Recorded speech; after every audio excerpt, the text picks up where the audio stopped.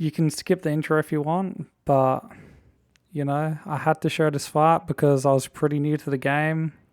I had 7 out of 8 badges in the world's hardest Nuzlocke. I was feeling fucking amazing until this battle happened. Just watch, and the turns will speak for themselves. What the fuck is this?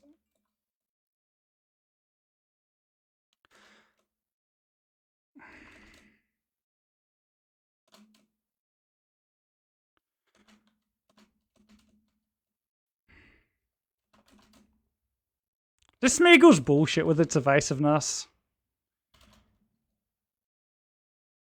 How many boom bursts does it have?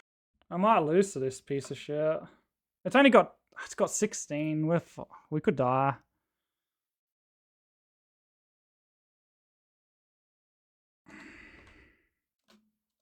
Can we hit?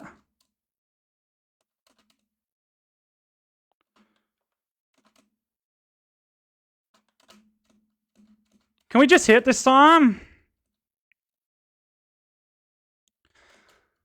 I don't know how we can beat this piece of shit, honestly. We've got Corviknight though. Had I known evasiveness, I didn't think of it though. Finally. We're never dead to Boom Burst. I guess we can go for one more. Did you know this game is based off of Gen 8 mechanics, and in Gen 8, Smeagol can't get an evasion boost from Moody, but Dexter changed it so that it was the same as old mechanics where Moody can cause Smeagol to get an evasion boost, and boy did this mess me up in this fight. Fuck. Fuck me, man. Shit. I can't believe how many misses. Just don't crit us. Oh, fucking thank goodness. I don't know if we can wall the Dark Pulses though. Nice crit. How many Dark Pulses does it have? We have to Brave Bird, right? Don't flinch. I think we have to just go one more time.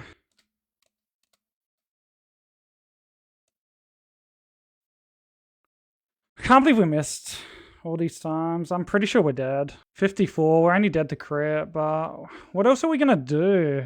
We should have roosted. Should have also burnt Corviknight. Didn't realize. I forgot about evasion because of the mechanics. Oh wait, Ursaluna can take Dark Pulses.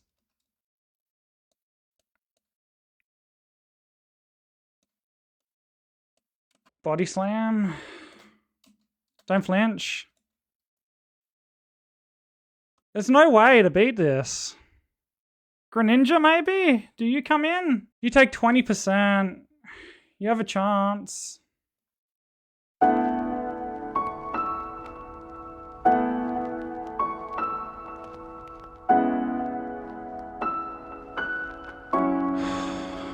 I really don't know what to do.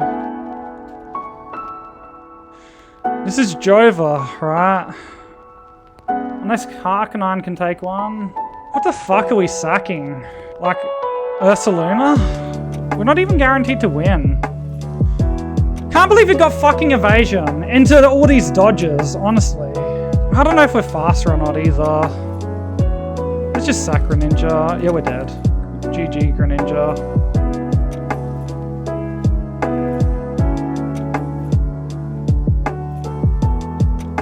Just don't flinch and don't miss, or it's over. GG, fucking. I can't believe I wiped to this fight. Unbelievable.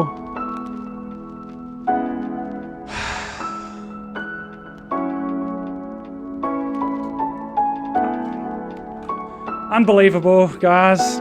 I did not even think it was fucking possible.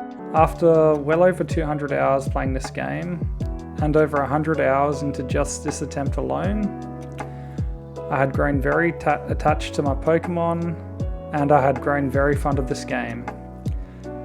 But because I didn't realise at the time, even though I had read it in the docs, that Smeagol can get an evasion boost from its Moody ability, which was put into this game even though it took after Gen 8 mechanics, just to make the game harder, I Didn't come into this fight prepared for it, and I got hacked, as you all saw. In this run, I had some of the best mons in the game, like Mega Beedrill, Sneasler, Aggron, Mega Lopunny, Golisopod, just to name a few. This run ending really damaged my mental. No other run was anywhere near as good as this. Nothing would be good enough. Nothing except for the perfect run. Spoiler alert, that did not happen.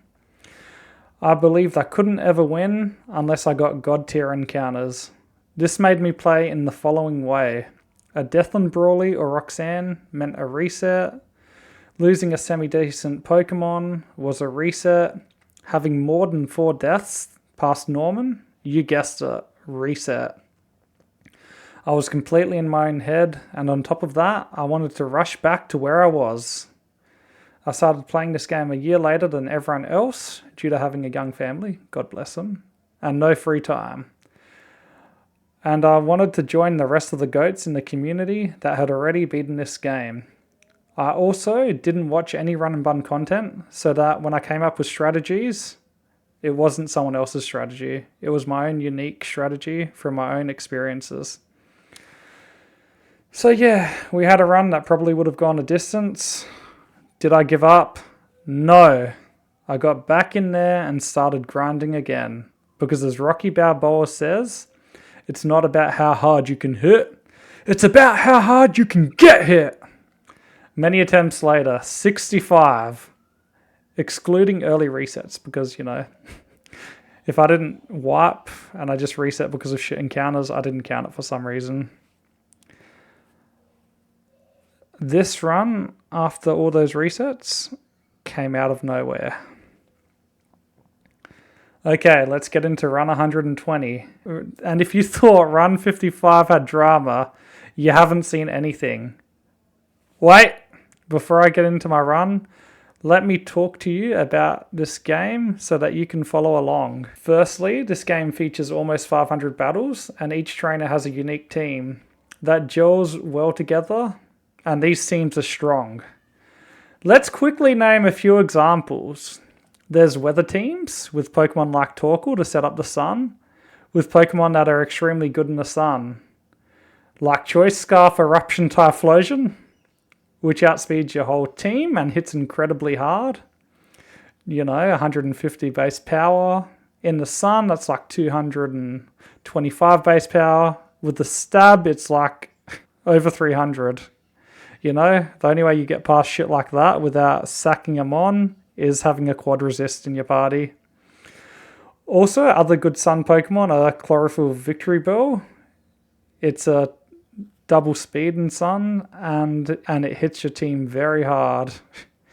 And if you don't have a specific counter, that's another sack. There's teams with hazard setters. For example, there's a Pokemon that sets up Sticky Web in some of the fights. Then the rest of the party comprises of really strong, heavy-hitting Pokemon that are about mid-speed, so that after a Sticky Web, they outspeed and kill you. There's also cool double battle tech, like neutralizing gas wheezing to turn off abilities, which means that Slacking can attack every turn instead of loafing every other turn. There's a fight where Aqua Jet hits... what happens is, there's a Bruxish. It uses Aqua Jet into its own Colossal. In the sun, this does no damage to Colossal. It activates its weakness policy and its Steam Engine ability. This results in it getting +2 attack, +2 special attack, and +6 speed. And I'm just naming a few cool combinations. There's also Trick Room teams, and these Mastercrafted teams, right? There's like 500 of those. Alright, secondly, I need to explain how the Switch AR works, so you can understand why your Pokemon's HP can be vital to what enemy Pokemon comes out. Once you knock out an enemy Pokemon, AI favors fast kill on your Mon, followed by slow kill on your Mon. Then it goes for a Pokemon that outspeeds and outdamages you. Then it goes for a Pokemon that's slower than yours, but it outdamages you. Then it favors just outspeeding you. And lastly, it never really wants to switch into a Pokemon that you can outspeed and kill. All of this matters because messing up the opponent's switch order can mess up your plans completely, and you're probably going to just have to sack to stay alive. Alright, thirdly, there's some AI quirks I should briefly mention. AI always favors going for fast kill, then slow kill, then it selects the highest damaging move in battles. Status and setup moves are normally used 50% of the time over the highest damaging move. There are exceptions, of course, like speed control moves like Thunder Wave, coming out 85% of the time over highest damaging move. And there's also setup moves like Spikes, Stealth Rock, Sticky Web, and Trick Room. And they almost always come out on turn 1, unless the hazard setter sees a kill on you. If the hazard setter sees a fast kill on you, it won't go for setup. If it sees slow kill on you, there's still a chance it can set up. There's also Fake Out, which has a tied score with slow kill. There's so much other AI I can talk about, but if something comes up that I haven't covered, I will talk about it. If you want to see these sorts of documents that describe the AI, the Switch AI, if you want to see my Smeagol document of how I got screwed over, anything like that, check out my Discord in the description below. It also has the game in it that I've been working for over 5 years. Fourthly, I'm using hardcore Nuzlocke rules for this challenge, and this is considered to be the hardest Pokemon game to Nuzlocke at the time of recording. So when you see lots of drama, mistakes, and just pure crazy moments, remember, I planned for almost 500 battles that required top level skill, and these battles were all unforgiving. Okay, we're in. This is early game. Early game ends at badge number 4, which is Norman in this game. Early encounters are super important, and getting out of early game jail is incredibly inconsistent, and I will show you the battles that are responsible for this. Most of the other battles are relatively safe and shouldn't result in deaths once you're experienced, as long as you have decent encounter luck. I chose Turtwig as my starter because it's the most consistent for early game. In the early game we pick up a Growlithe, a Surska, a Bunary, a Badoo, a Pidgey, which I do not show. Alrighty, so these early game encounters, there's more to come, but these ones are really good. The only one that's not that great is Pidgey. Firstly, you trade Growlithe for Hisui Growlithe, which evolves into Hisuian Arcanine, which is vital for some of the early game fights. Next, we have Surska, which evolves into Masquerain. You use one of your rare candies to bypass the level cap for Brawly's gym, who's the first gym leader, and it really helps beat this fight. You have Bunary, which evolves into Lopunny. Once you unlock Mega Evolution, Mega Lopunny is insane. Its scrappy ability allows you to hit ghost types with normal type moves, and it hits like a truck. Also, Badoo is pretty solid as it evolves into Roselia, which is really good leading up to the first gym. And then once you get to Wattson gym, it evolves into a Roserade, which is a fast grass type that does a lot of damage. So pretty good. Here are my Pokemon's natures and IVs. If you have a perfect 31 IV Pokemon, it won't show its stats for some reason in PokePaste. So, for example, Turtwig has perfect attack, defense, and speed. And Masquerain has perfect defense IVs, despite it having a negative defense nature. I didn't show Growlithe because I didn't check Growlithe since you trade it in the game. Adamant Lopunny is amazing. Minus speed Pidgey kind of sucks. Turtwig is our starter, so it's always going to have good IVs since we reset for it. Badoo's only problem is its low speed, and Masquerain has pretty cracked IVs as well, but minus defense is a little bit of a hindrance. I will probably show encounter cards during battles just to save time in this video since it goes for way too long already. We could get a Beedrill though. We could get a... yeah, this is a Beedrill. No. Alright, we got a Cragunk. We got the best encounter to avoid. Yup. Okay, you could be good later on. It's going to have to be a special attacker, I guess. You're a special attacker. No attack RVs. You're a minus speed guy. Oh, I love Kingler, but I don't know if it's good enough.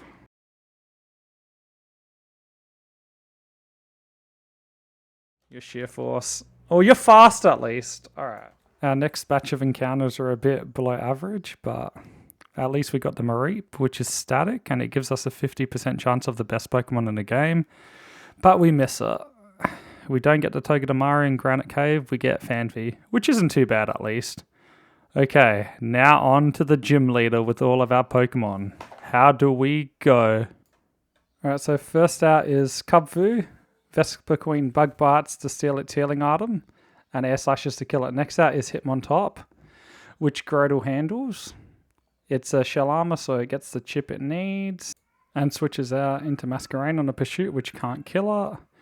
Masquerain then gets the Gust off, so it kills Hitmontop. Next out is Scraggy, I think it can only Rock Tomb, but it can go for Power Up Punch because it doesn't see kill on us, only one roll. So it boosts its attack by 50%, meaning we have to dodge crit against this defensive monstrous demon. It basically has an Eviolite to make itself super bulky, and it has Rest, fully healing it, plus it also has Shed Skin, which allows it to wake up from sleeping early 30% of the time, 33% of the time. Next out is Lopunny, but we can take advantage of it because it has an eject button, so we quick attack so that it immediately switches out. And since we're on the back foot, we have to just switch Masquerain into a random move, praying for double kick. It does not work. But then after we get the Intimidate off, we go into Seadra on the Combustion, which speed boosts every turn and hits it incredibly hard. Then we have to pivot because it's going to kill us. We go into Lopunny. We get the Thunder Punch. We survive due to Intimidate, dodging another crit. And we quick attack to finish it because that's the only safe priority we had without sacking. Next out is Lopunny again. We pray for no Retaliate, which is 140 base power on a turn a Pokemon's just fainted. We don't get the Retaliate. We get an Air Slash crit on Lopunny. And after bringing it low, we have to switch into Masquerain, dodge another crit. Which we do. And quick attack to kill it before it kills us. Last out is Poliwhirl. We pivot through Seadra, hoping that Fluffy doesn't come in on a superpower. It does, so now we have to dodge yet another crit. We do, and we finish it off with Thunder Punch. Alright, we held. Oh, let's go. Lopunny coming in on a Power-Up Punch, and Masquerain coming in on an Incinerate from Combustion put us on the back foot. But we compensated by taking lots of risks and we got out deathless, which is normally the goal when I'm fighting Brawly. Now we've made it all the way to Rustboro City, the home of the second gym leader.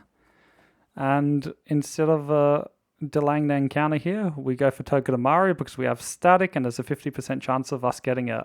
Fossil delay is amazing, but having a 50% chance of Togedemaru is even more amazing. This Pokemon is so fucking cheap, and you'll see how good it is as the run progresses. Alright, let's do this. It's going to be Scuffed. Next is Gym Leader number 2, Roxanne, which means we're still deathless, or I would have shown it.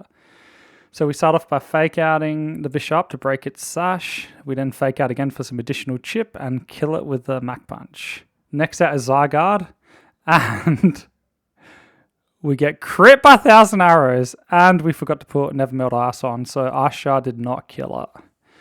So the battle starts off a bit scuffed. Next we switch Hitmonchan into Aurorus. We do not get hacks by Para. We get the best move possible. We hit the range with Mach Punch, and we knock it out. Next Solrock comes out, and Masquerain gets crit! That's 2 crits. Psychic Cut is increased crit. So after intimidating the Solrock, we 1v1 with a HGG Turtle, my Grotle. Next out is Lunatone, a demon. It basically makes you wipe if it gets an AP boost. We Fake Out with Togedemaru. We Eerie Impulse to drop its special attack to prevent it from sweeping. This is one of the few circumstances where even Ancient Power boost doesn't mean you're going to lose. Togedemaru is that circumstance. We 1v1 it, we only get put to sleep once. Last out after we kill is Caracosta. We go hard into Carnivine. We dodge the defense drop from Razor Shell. We dodge the AP boost, and Leaf Tornado outspeeds and two-shots it. It would have one-shot if it didn't have a Rindo Berry, halving the super effective damage of grass moves. And that's it. 2 badges down, 0 deaths. The run is going great. Before I talk about the tough last 2 trainers before Wattson's gym, we got these Pokemon on the way there. Magnemite was not Magnet Pool, so, you know, you can't hate me that much for having everything in this run. Now the double battle I'm about to do is normally really tough. The opponent has an Emolga holding the Metronome item with Discharge. Every time it clicks Discharge, its power increases. And Discharge hits everything on the field, including its partner. And every time its partner gets hit, it gets a boost to special attack, or it heals if it's a Volt Absorb Lantern. We had the perfect counter for this team. We had Donphan with Sturdy. So Seeking went for a Hydro Pump on it, thinking it killed, but the AI doesn't know about Sturdy.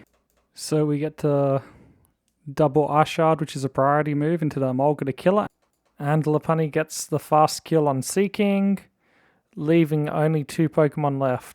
On this turn we double switch. Kingler takes double random move. It's almost always going to be fine. We fake out the Lantern, and we Razor Shell the Marowak, killing the Marowak and turning the fight into a 2v1, which is very easy for us to handle. Fake out plus Maneater. Brick Break, Leaf Blade. Don't confuse us. Nice. Hey, we got it. Alright, now we can do Shell. Next is Shell, and Shell has an incredibly tough team, and with bad RNG, she can easily kill 1 to 2 of your Pokemon. The lead is Lapras, which is easy for us. Rock Smash into Brick Break always kills. Next is Togekiss. Togedemaru comes in on Draining Kiss, gets a fake out for Chip. Then we go into Hamilton, into Mystical Fire, which we quad resist. This Togekiss can be dangerous because its ability boosts its crit rate, so it crits pretty often, and its high crit moves always crit us. We take it out though. Boulder comes into fake out Last Resort Delcatty, and this Pokemon is a monster. It outspeeds your whole team and does big damage, so you need a defensive resist to beat it. Rhydon saw Fast Kill and Boulder, so it couldn't set up rocks, so it's an easy switch into Carnivine, and we one-shot it with our grass move. Next out is Vespiquen. We easily 1v1 it with Togedemaru. As we prepare for the true demon of this fight. Quick Claw, Quick Draw, Slowbro G. This thing hits really hard, and with its ability and item, it goes first 44% of the time. It can flinch you, it can trap you with Whirlpool. Nice, we got it! We didn't die. That's huge. Lucky, we're in a good position, and Donphan handles it without getting haxed. Now before I fight Wattson, let me tell you about Heart Scales and Rare Candies. These are limited resources in the game. 3 of each are available at this point of the game. You get a total of 14 Rare Candies in each run, and 30 Heart Scales. I use a Rare Candy to make Grow to evolve into Torterra, a Heart Scale to reteach Torterra Synthesis, and in this run I've also used the Heart Scale to teach Togedemaru U-Turn. If you want to see how I used every scale in this run, check out the Discord. Okay, on to Wattson. The lead is Sturdy, Custap, Explosion, Magnezone. We U-Turn into it, pray for no explosion, and we finish it off with Torterra. Next out is Lantern. We go Kingler on Ice Beam. Then we go Roserade into Discharge. We pray for no para, which is 30%. We dodge the para. We Magical Leaf. We pray for Thunderwave now, which is 85% chance. We get it. That's a total success rate of 59.5, or things get complicated. Next out is Rotom. Arcanine H easily handles this Pokemon. And after we kill it, Zeraora, the mythical Pokemon, comes out. Problem is, we don't know what move it's going to click, but Torterra can handle random move anyway. We just don't want to get knockoffed and lose our Cherry Berry. So Zeraora is a very fast and powerful Pokemon, but we have the perfect pivots. We're basically switching into quad resists or immunities, and Togedemaru is chipping it by fake outing it after it's lowered its defenses from CC, and its Iron Barb's ability is also chipping it when it takes a Grass Knot.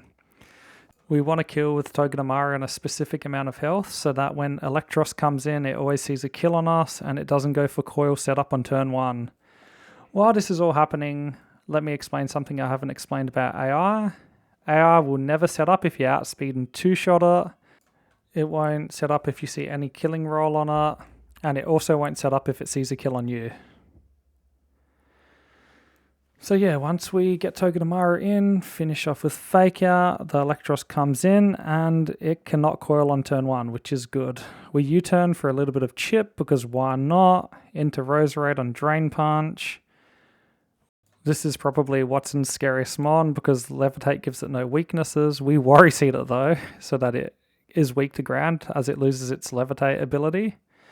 And with coils and setup, this thing can just, go crazy on you. It does get a coil boost in this fight, but luckily it does not get a second one. We do go into Masquerain and Intimidate it to neutralize its attack and only give it +1 defense. But once Torterra comes out, it's checkmate. Now that it's not Levitate, we outspeed and two-shot it. It cannot set up, and we kill it while making sure we're on a good health so that when Mega Ampharos comes in, it cannot kill us with crit. It is Mold Breaker, so Shell Armor does not protect us. And we still have the Cherry Berry because we didn't get hacked by Zero Aura. Not that Dragon Breath paralyzed us anyway.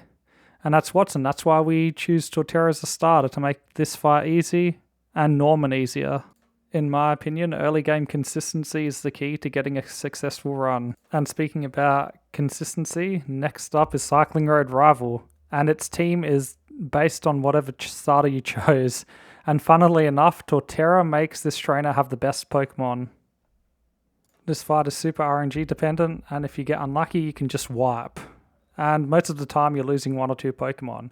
So the lead is Demon number 1. In DD, it sets up Psychic Terrain. It has Expanding Force, which is basically a base 270 move in the Psychic Terrain. The only way to beat this thing is to have a good Dark type, or to use Brick Break with a Pokemon that does not get one-shot by this, and pray that every turn it just sets up screens instead of attacking you. Because of its AI, Ampharos had an 88.4% chance of not getting hit each turn, and for the 4 turns it did not get hit a single time, so it got lucky. It had a 61% chance of pulling it off, and it did. Demon number 2 is Speed Boost Blaziken, which outspeeds and can sweep your entire team. We did get lucky because Gigalith came into a Stone Edge and we dodged it, which allowed us to just risk crit on close combat and finish it off. This Blaziken does way too much damage. It has a White Herb to reset its drops from moves like Overheat and close combat, and Psychic Terrain prevents our priority, so it's pretty tough. Alright, now we're fighting Demon number 3 of this fight, the Kingdra. Yep, all 3 demons in a row. This thing has moves like Dragon Dance to boost its speed and damage output. It has Liquidation, which can drop your defenses. We did get defense dropped as soon as we switched into Torterra, so we had to pivot through Masquerain and dodge a Liquidation crit. It does Dragon Dance, so now its attack is neutral thanks to our Masquerain's Intimidate. Our defense drop is reset. We heal up on her. We pray it does not set up anymore. It does though, but at least we're on full health. We dodged Liquidation defense drops for the remainder of the fight, get a clutch crit just then, and we just survived to a 4-hit Scale Shot. That is the other move which I did not get to talk about. It boosts Kingdra's speed at the cost of lowering its defense, and also if it hits 5 times, it has an effective base power of 125. The move is a double-edged sword. Next out is Serena, which is pretty easy to deal with. We're blessed with the full health Ampharos, so we can pivot through it. Somehow 3 triple axle physical contact hits does not proc the static on it. But it doesn't matter. We go into Togedemaru for this Pokemon. Every time it hits us with triple axle, it chips itself because of our Iron Barb's ability. We U-turn for more chip into Masquerain.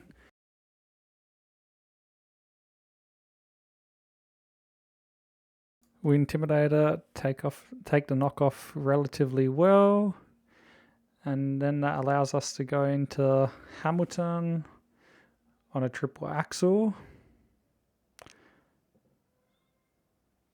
The reason we do this is because it baits Weavile out, and Weavile has to go for low kick, which allows us to switch into Togedemaru pretty well. And the reason we want to do this is so that it can chip itself with our Iron Barb's ability. This breaks its focus sash, and we have to now dodge another crit from an increased crit move. We do, and there we go. Weavile, Semi-Demon number 4 is dead. Last is Alchemy, which is very easy for us to handle with Hamilton. We're in a position where we won't allow it to boost. I mean, it can be dangerous if it boosts up, but most of the time you have a Pokemon in that outspeeds and two-shots it, or you bait it in when it sees a kill on your Pokemon, preventing its setup. And that is Cycling Road Rival, a super demon and RNG dependent fight, completed deathless. This run is looking really good. We fight a bunch of semi-difficult trainers, and we're up to our daddy, Norman. Now this fight is super tough. The thing we have going for us is we have a really good box for this fight. First up is Porygon 2. It's tanky with the Eviolite. It's supposed to Thunderwave us. Nice crit. It went for Tri-Attack. Are you fucking kidding me, bro? 85% of the time it's Thunderwave, but for some reason this Porygon 2 never behaves when I fight it. So immediately we're on the back foot and we have to improvise. I could just kill it, but that would bait a random move from Diggersby, and we do not want that. So I opt to do the best move I can think of. Switch into Togedemaru, take barely any damage, and finish it off. As long as we don't get Tri-Attack hacked by burn only, we're fine. Every other status doesn't matter, as we don't need Togedemaru for attacking in this for the rest of this fight. We get the U-turn kill, which allows us to position Hamilton in front of Diggersby, which allows Torterra to easily come in on an Earthquake. We have the ultimate tech for this Diggersby. We Rock Tomb to break its sash and become faster than it. Us outspeeding and killing allows us to take advantage of an AI quirk I have not yet mentioned. If we see fast kill on the opponent and they have a priority move, they're likely to spam that priority move. So we get to heal up on it as it goes for quick attacks. Next out is Cincino, which has multi-hit moves. They normally hit 5 times. And it's got King's Rock to flinch us, but we have Togedemaru, the Death Ball. A 40% flinch chance means nothing when our Pokemon does more damage to it by just sitting there than it does to us. Next out is Meloetta. It only sees a kill with close combat on us, so it can't go for Relic Song and transform, which allows Masquerain to come in and kill it after it's lowered its defenses with close combat, after it transforms into a fighting type. Next out is Mega Pidgeot, the Run Killer. Normally you have to suck into this, dodge a crit with an electric type and kill it, but we have one of the only 2 available counters in the game thus far, and that's Hamilton. Hamilton kills it with Rock Slide into extreme speed. And the beauty of this is once we win, Azumarill has to Aqua Jet because it's fast kill. Torterra comes in, it Giga Drains to heal, and now Azumarill has to spam Aqua Jet because we outspeed it and we see kill on it, so we manipulate the AI and we kill the last Pokemon. See, Torterra is super clutch for the early game, so is Hamilton and Togedemaru. We had all 3 of them. We are now out of early game hell deathless. I'm feeling amazing. This run has gone very well. We've had to take some risks, but that is normal for early game and very normal for Norman, which we didn't really take a risk on actually. Today's video sponsor is you. That's right. I want you to please download my game. I've been working on it for over 5 years. So if you're interested by the trailer I'm showing you, please download it. Okay, so this is my game. It's called Pop DS. That is Pop, Do Not Swap. So I found a problem with Match 3 games. They were a bit too RNG dependent. Sometimes there was only like 1 or 2 swaps left on the board, which led to another 1 or 2 swaps. You had no control over the game. So I created a game, which was very hard to balance by the way, where you pop instead of swap, allowing for virtually any combination of moves available on the board. I spent hours individually balancing each level. If you want to try the game for free, get it on iPhone or Android phone with 1 paywall, that's it, after you play more than half the game, or get it on Steam to support me. This game is beatable, but if you want to 100% complete it, then you're in for a very tough challenge. I have used my devious Nuzlocking brain to design this game. Next split is the Flannery split. This split is super long. There's a lot of trainers that can box check you. Most of the trainers now have 5 or 6 Pokemon.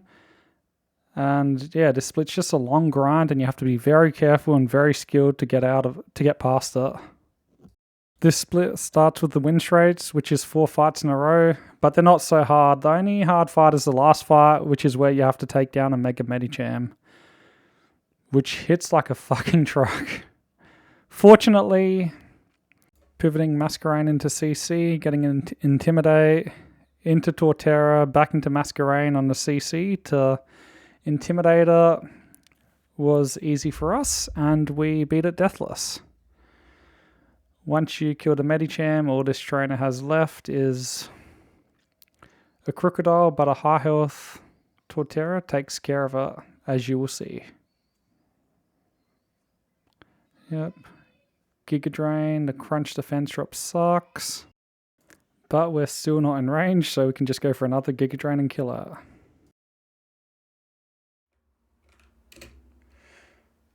Yay! We got her, the little cutie. Alright, don't press anything stupid. Let's see Drillbur. Are you good? That is the main question, huh? You're naive? That's plus speed, right? Sandrush naive. We're max speed, baby! Oh, look at those IVs! Ugh. Before we fight the next boss, Win Straight Veto, let me just say the last 3 encounters we just got were super clutch. Excadrill's really good in this split and the next one. And Mega Aggron can 1v1 almost all physical threats in the game. So if you're missing a physical check, just go Mega Aggron. So Focus / Alakazam is the lead, but Donphan can't be killed with its sturdy ability, and on turn 2 it can get the final blow with priority Ice Shard. Next out is Crobat, and our Hamilton just easily handles it. Next is Aqua Jet as priority kill from Crawdon. This thing is adaptability, so it hits really hard, but all it can do is Aqua Jet us because we see fast kill on it. Out next is Swellow, but our Hamilton has really good health, so we switch in hoping for a Heat Wave. We don't get it, but at least it recoils itself, allowing us to go into Gigalith and guarantee a kill on it.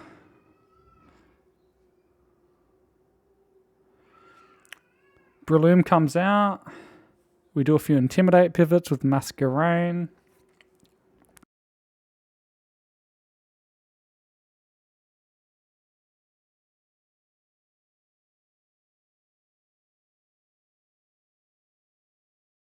We then get to 1v1 it with our Torterra once we're done going for the pivots. You know, there's a few syntheses in between just so that we're in good health when we come in on a move. And we don't have to worry too much about synthesis PP because we do have a Leopard Berry. So once we run out, we get another 5 synthesis PP anyway. Alright, we kill it. Mega Aggron comes out. This Pokemon is a super demon. We start by switching in Masquerain and what's going to be a 50-50 between Iron Head or Body Press. We're hoping for Body Press. We get it because if we get the Iron Head, crit would have put us on really low health. We go back into Torterra. It autotomizes because Masquerain's faster than us. It didn't see a kill on us, so it could collect that most of the time. Now, since Masquerain's on good health, we have an easy way of beating this Mega Aggron. Since Body Press doesn't lose its damage output from Intimidates, we go for the old faithful strategy of PP stalling it out of Body Presses. Yeah. I love PP stalling strategies and Nuzlocke. Sometimes when you don't know what else to do, PP stalling can give you a safe win. Seriously, this guy, after an Autotomize, outspeeds your entire team. It hits incredibly hard with its move pool. So unless you've got something like an Infernape with max special attack and you can OHKO it, you have to improvise to beat this demon. So once it runs out of Body Presses, its physical moves do hardly anything, and it doesn't flinch us 1,000 times with Iron Head, so we win. We get a bunch of encounters, and Torkoal's our most clutch encounter. It especially comes in clutch on Victory's Road Split for double battles. As now we prepare for Tabitha. We had nothing for Tabitha. I had to end my stream because I had no idea on how to beat her. Luckily, I came up with a plan while trying to sleep. So lead is this demon Torkoal. It has Quick Claw Explosion. Luckily, Camera Up outspeeds and one-shots it, and the only way that this Torkoal can kill us is the 1% Quick Claw Explosion. Alright, Amaldo comes out next. And this is where our dreams come true because we planned for this as we were going to sleep. And I will tell you the plan. The plan is to PP stall Amaldo out of Stone Edges. Yes, PP stalling used again for a boss fight. So what happens is Gyarados intimidates Amaldo, switches into Earthquakes, Excadrill takes Stone Edges, and takes barely anything from Stealth Rocks because it quad resists it. Also, Gyarados takes nothing from Earthquake, but Stealth Rocks does slowly chip it down. So once we're satisfied with our Intimidate pivoting, we go into Wheezing. We hit it with a Will-O-Wisp. Hopefully we hit. It's pretty accurate. We get it. Then we go into Excadrill again on Stone Edge. We pivot Mega Pidgeot in onto Earthquake. So this thing is burn. It's been intimidated down. When we roost and lose our flying type, Stone Edge crit's never going to kill us. Once we eventually get rid of Stone Edge PP, we, get some defogs off in the meantime because we don't want rocks up when Cloyster comes out. And yes, Cloyster is the plan. We had nothing for these. We had nothing for this trainer. Espeon, too much of a demon. Victory Bell, too much of a demon. Mega Absol, too much of a demon. We couldn't do anything. Our mons, we were box checked. We didn't really have the stuff. So we needed Cloyster to come in, take no damage, get enough rapid spins to boost its speed, set up 3 layers of spikes. And once it had done the setup, it got the speed, it got the triple layers of spikes, it went to town with Icicle Spear. Icicle Spear with Skill Link always hits 5 times, so we have a base power of 125. And yeah, we are faster than Tabitha's whole team, and we one-shot Tabitha's whole team after Spike's chip. So yeah, we turned a seemingly impossible fight into a deathless victory. And I was really fucking happy with my plan. 2, 3, 4. And that's how you play around Espeon. Let's go. Far out, man. We are so lucky we had Cloyster. It was our only way of winning that, I think, without deaths. Okay, so straight up next is Maxi. Tabitha's a real demon of a fight. Maxi is slightly easier. Maxi leads with Crustle, who sets up hazards and can make us randomly switch with its red card ability. And with its red card item. But Donphan knocks off the red card and uses Rapid Spin to remove hazards and then eventually kills it. Out comes Zarude. We eat a Power Whip and we hit it back with an attack order, putting it down to really low health. This allows us to go into Donphan. We don't take too much damage from Darkest Lariat. Then we can kill with our priority and Ice Shard. Next, this baits Camera Up. Gyarados is a free switch into this as it resists both ground and fire moves. Mega Camera Up just dies to a single waterfall because it's quad weak to it. Out next is Aerodactyl. Aggron just destroys this. Next is Como. Masquerain comes into it. We air slash it for some chip. Then we go into Toxicroak. Eat the Poison Jab. We go for Fake Out. We were hoping for the Poison Touch to proc. It Dragon tells us into Gyarados. We go back into Toxicroak. And we finish it off with a Fake Out. Because we got the Poison Touch this time. That was a tough Pokemon. We needed to finish it off with Toxicroak because we were holding a Shed Tail that allows us to switch out of Wobbuffet's Trap. Or what's it called? It's a Shadow Tag ability. And we 1v1 it with Vespiquen. We're going for flashes first so that if it counters us, it's likely to miss. We then go, when we're ready, we go for some dual wing beats because Wobbuffet can only counter the damage from the second hit of dual wing beat, not the whole damage in total. This fight is an example of why the routing's so important in this game. If Wobbuffet had come out earlier, it would have trapped one of our Pokemon and probably killed it. Alright, so now we've dual wing beated her into range of our killing move. And what? It's faster? We did not realise that Wobbuffet was faster than us. So it goes for a fast Destiny Bond. We attack into it. We kill her. No. What? Wait, what? How? We are slower. Shit. And we have our first death of the run. At least it's been perfect up until this point. Alright, next is the gym leader Flannery. For the Pokemon we have, this fight is incredibly free. So step 1 is protect with Mudkip. It baits double kill. And Hamilton just goes for a Rock Slide. This kills Mega Charizard Y and brings Salazzle down to its sash. Next out is Entei. We go for Rock Slide again. Going to Togedemaru. Into Sludge Bomb and Solar Beam. It takes barely anything. We kill the Salazzle. Step 3, Talonflame's out. We go for Rock Slide again. We switch hard into Torkoal. Torkoal's Shell Armor. And it never dies. And it ends up on the perfect range. On the perfect HP with an Oranberry. To bait both killing moves from Marowak and Incineroar. So Torkoal protects. Hamilton Rock Slides again. Very, very unique strats.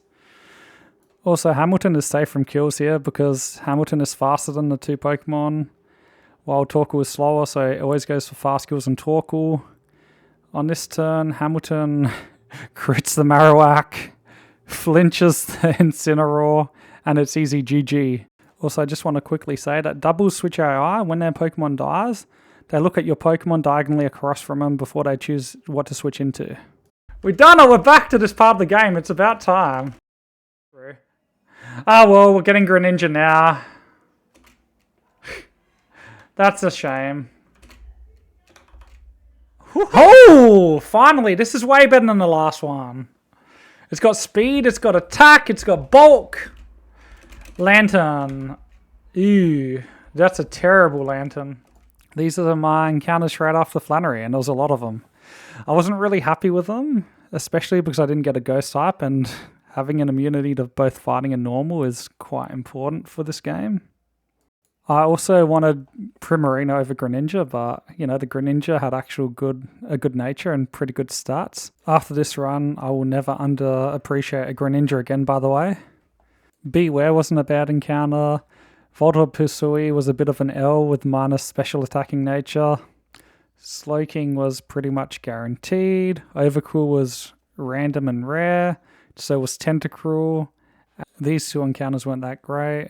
But at least we got an absolutely cracked Barraskewda. We almost get through all of the trainers in this split. And then finally the run gets its first bit of drama. I got the switch order wrong in this fight. And I stuck to the old plan. Instead of staying in and just killing the Jinx, I switched into Excadrill, and boy did that cause me to suffer. Firstly, Excadrill switched into a 22% chance of Freeze Dry as it had a 44% range to kill. Next, we had to risk a Speed Tie because I had no other safe way to kill this Jinx without sacking. Are we gonna ball? Are we balling? Yes, we're fucking... Survive! Fuck you. Fuck me! I lost my Excadrill. It was a big loss. It was a great hazard remover. It was a powerful ground type. And also, it was really good in the next fight, aka Shelly. As it was the best answer to her Ultra Beast Nihilego. It was the only thing that safely got rid of its hazards and killed it. Also, I forgot to mention, we unlocked the power of Mega Lopunny, Mega Aggron, and Mega Pidgeot at the start of this split. Alright, here's Shelly. First is the Sash me and Shao lead. Mega Lopunny U-turns into Masquerain. We take the CC. We go back into Mega Lopunny on a knockoff, which doesn't do much to us. And we finish it off with a return.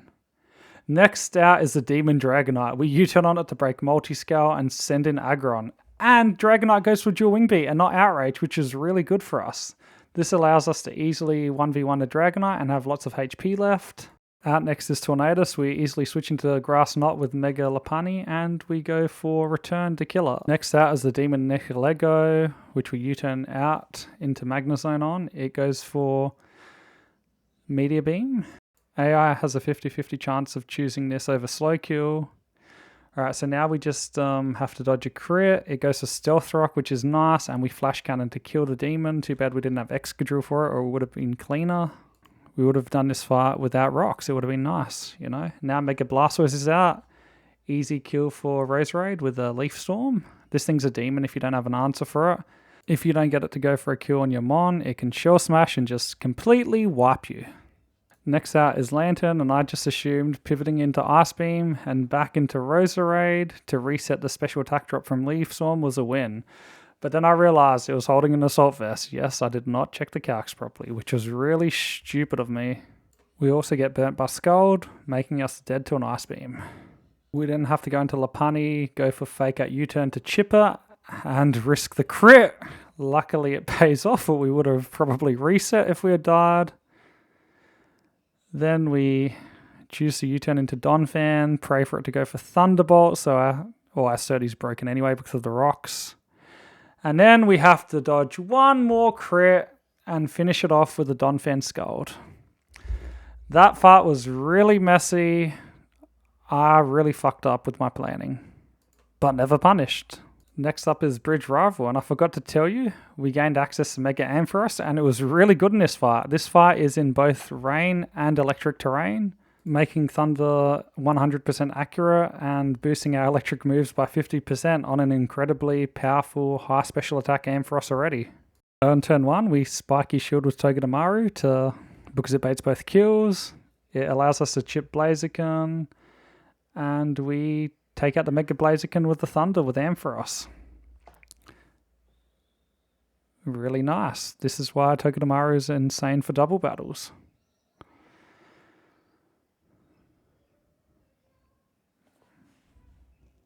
Right, next Salamence is out, and it just dies to Dragon Pulse. Tentacruel does come in to double water move. It takes him pretty well.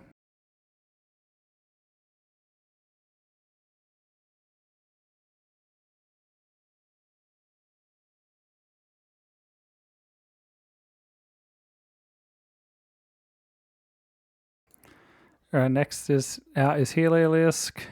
We go for Thunder and Ludicolo to Killer. And we go into Camerupt, which is the perfect pivot. It takes both Zen Headbutt from Ludicolo really well. And it takes no damage from Heliolisk's electric move. So perfect pivot. Here we go. Fabio, too much attack. You know, Ludicolo's chipped from its own life orb. And now Metagross comes out. We think Metagross is going to go for Zen Headbutt into Camerupt, but it did not see Killing Roll, which meant that it targeted Ampharos 32% of the time. I should have pre-damaged Camerupt a bit, but I was worried about Zen Headbutt crit. But in hindsight, random Hyper Voice onto Camerupt wasn't as bad as Metagross targeting Ampharos. We get lucky here.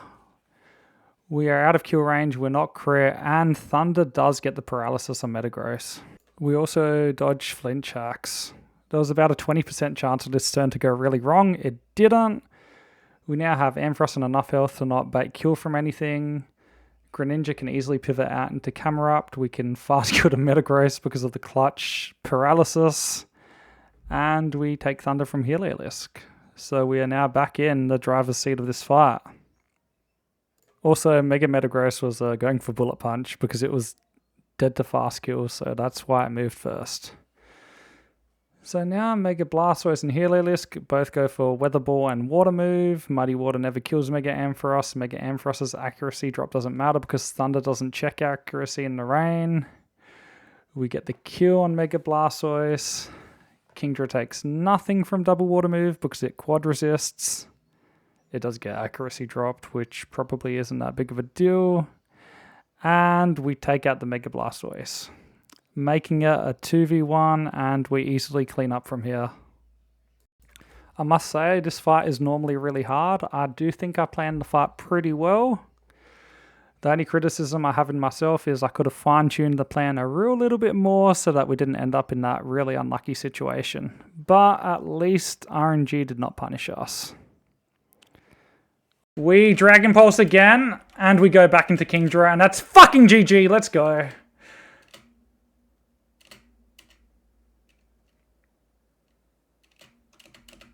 Now, after this battle is eventually over, you will notice that I'm showing you yet another random battle that's not a boss fight. That means I did something fucking stupid. Alright, so what happened is, in this double battle, we chipped the Banette with Earthquake, bringing it down to low health. Then I forget that since we outspeed and kill Banette with Togedemaru, it can go for Shadow Sneak instead of going for Poltergeist into us. I was hoping it would go for Poltergeist. It was 50-50. I got unlucky after making my mistake. And Itemless Slowking, who would have taken nothing from Poltergeist, took Shadow Sneak, which did enough damage to it to make it die to Obstagoon. What the fuck, bro? What? We're in big trouble. We're dead. What the hell? I'm an idiot. Time for another sponsor. Well, actually, I'm back in the flesh because I accidentally lost my Winona footage.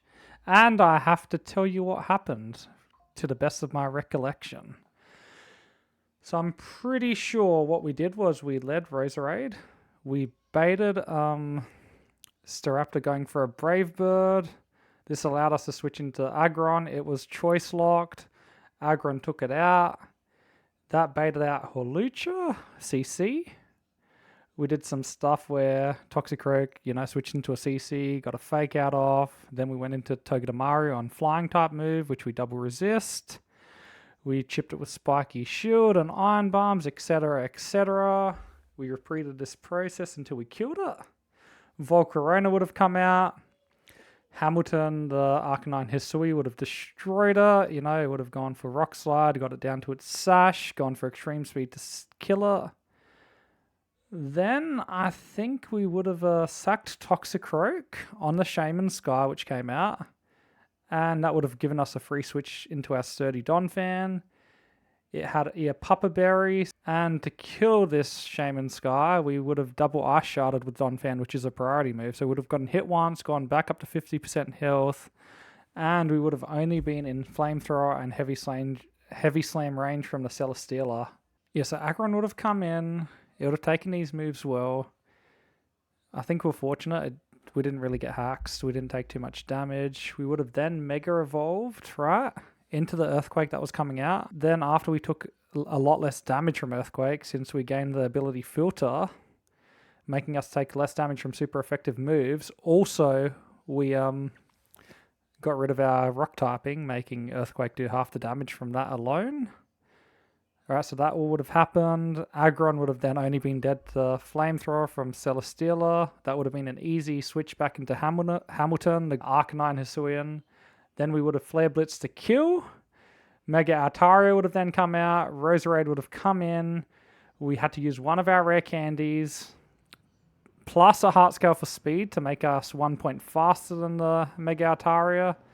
And then we would have one-shot it with a Poison Barb boosted Sludge Bomb. This happened months ago. I just realized the footage is missing, but I actually feel like I recalled this fight pretty well. Alright, back to the regular footage. Alright, so we beat Winona. We're in the longest split of the game. This is where the game gets really tough. Also, in the deleted footage, my Hitmonchan died because I forgot it got outsped, and it also got crit. Next is this fight. Uh-oh. What? You're not meant to come out? I don't get this. Whatever. What? It didn't say it had Aura Sphere! Yay, we lost one of our best mons to a Zoroark! We are now ready to head to the tough boss trainer, Lilycove Rival. On the way, we pick up some shit encounters, min speed minus Curlier, low special attack Blastoise, and Luxray, which is crap. Okay, so in this fight we unleash some tech. We bait Fast Kill from Garchomp.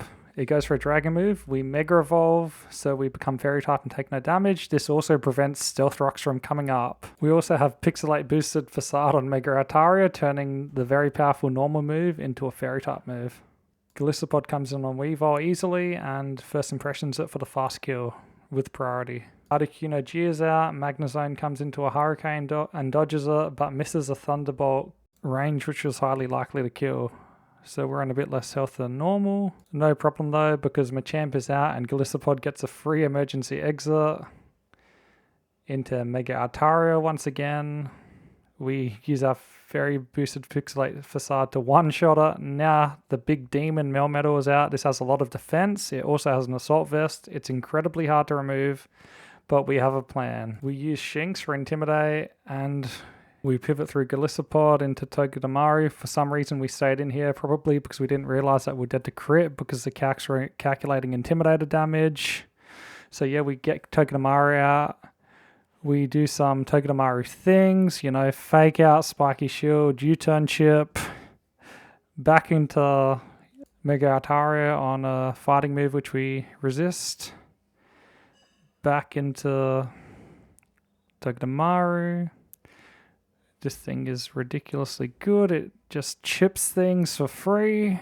Also, Ice Punch does not freeze us, which is amazing. We go into Luxray one more time. Dodge a crit, because we don't care if this Pokemon dies. And we go into Barrascuda to finish this off. The only way Barrascuda dies in this fight is if we get really high roll crit. If that happens, 30% of crits will put us into a range where we die to double Life Orb recoil. So after getting the chain kill, Barrascuda would unfortunately die. But this was highly unlikely. You know, crit, 1 in 3 crits. That's a 1 in 48. And, you know, we had nothing else with the Mega Blaziken. We had to unleash this chain kill to win Deathless. Alright, what are we getting? What do we get? Oh my god, we got it! Are you fucking kidding me? Let's go. Minus speed. That's kind of cringe, isn't it? I think we probably have to use 3 scales to fix this. As you can see from the footage, I am super hyped. We just got a Dragapult. This Pokemon is not the most common thing to get, but if you get this Pokemon, it means your run is instantly blessed. This thing is insanely fast, hits insanely hard, and in Magma Hideout, it does not get trapped, but a permanent Magma Storm room because it's a ghost type. And now onto Mount Pyre. The last 4 fights in this area are in permanent tailwind, so the opposition has double speed, making them almost always outspeed you. We get past everything fine, and we're up to the final tag battle of Mount Pyre. This fight is incredibly demon. We don't take any chances. We don't want to risk our run to anything, so we go for the ultimate safe strategy. Explode Gigalith after Delcatty fake outs and dies to CC. It's gonna happen. Alright, so boom number 1 gets us a double kill as we salute our fallen soldier and thank it for helping us in this run. Next, we go into Overquill. It has a Custap Berry, the only one we got in this run. And we explode. And this fight is super demon. The Tailwind makes all these Pokemon twice as fast as normal. And there's too much variation. You can't rely on Shell. You don't know what she's going to do. So, you know, better off just double exploding. At least you don't lose 80 hours of your run's progress. It might even be like 120 hours. I don't remember at this point. Alright, so then the last 2 Pokemon come in. Rhyperior gets targeted. Beware kills the Mega Sharpedo. Body Press doesn't do anything. We are faster. We just superpower this. I'm surprised we're faster, but we just are. Alright, it's easy as hell if we just sack everything.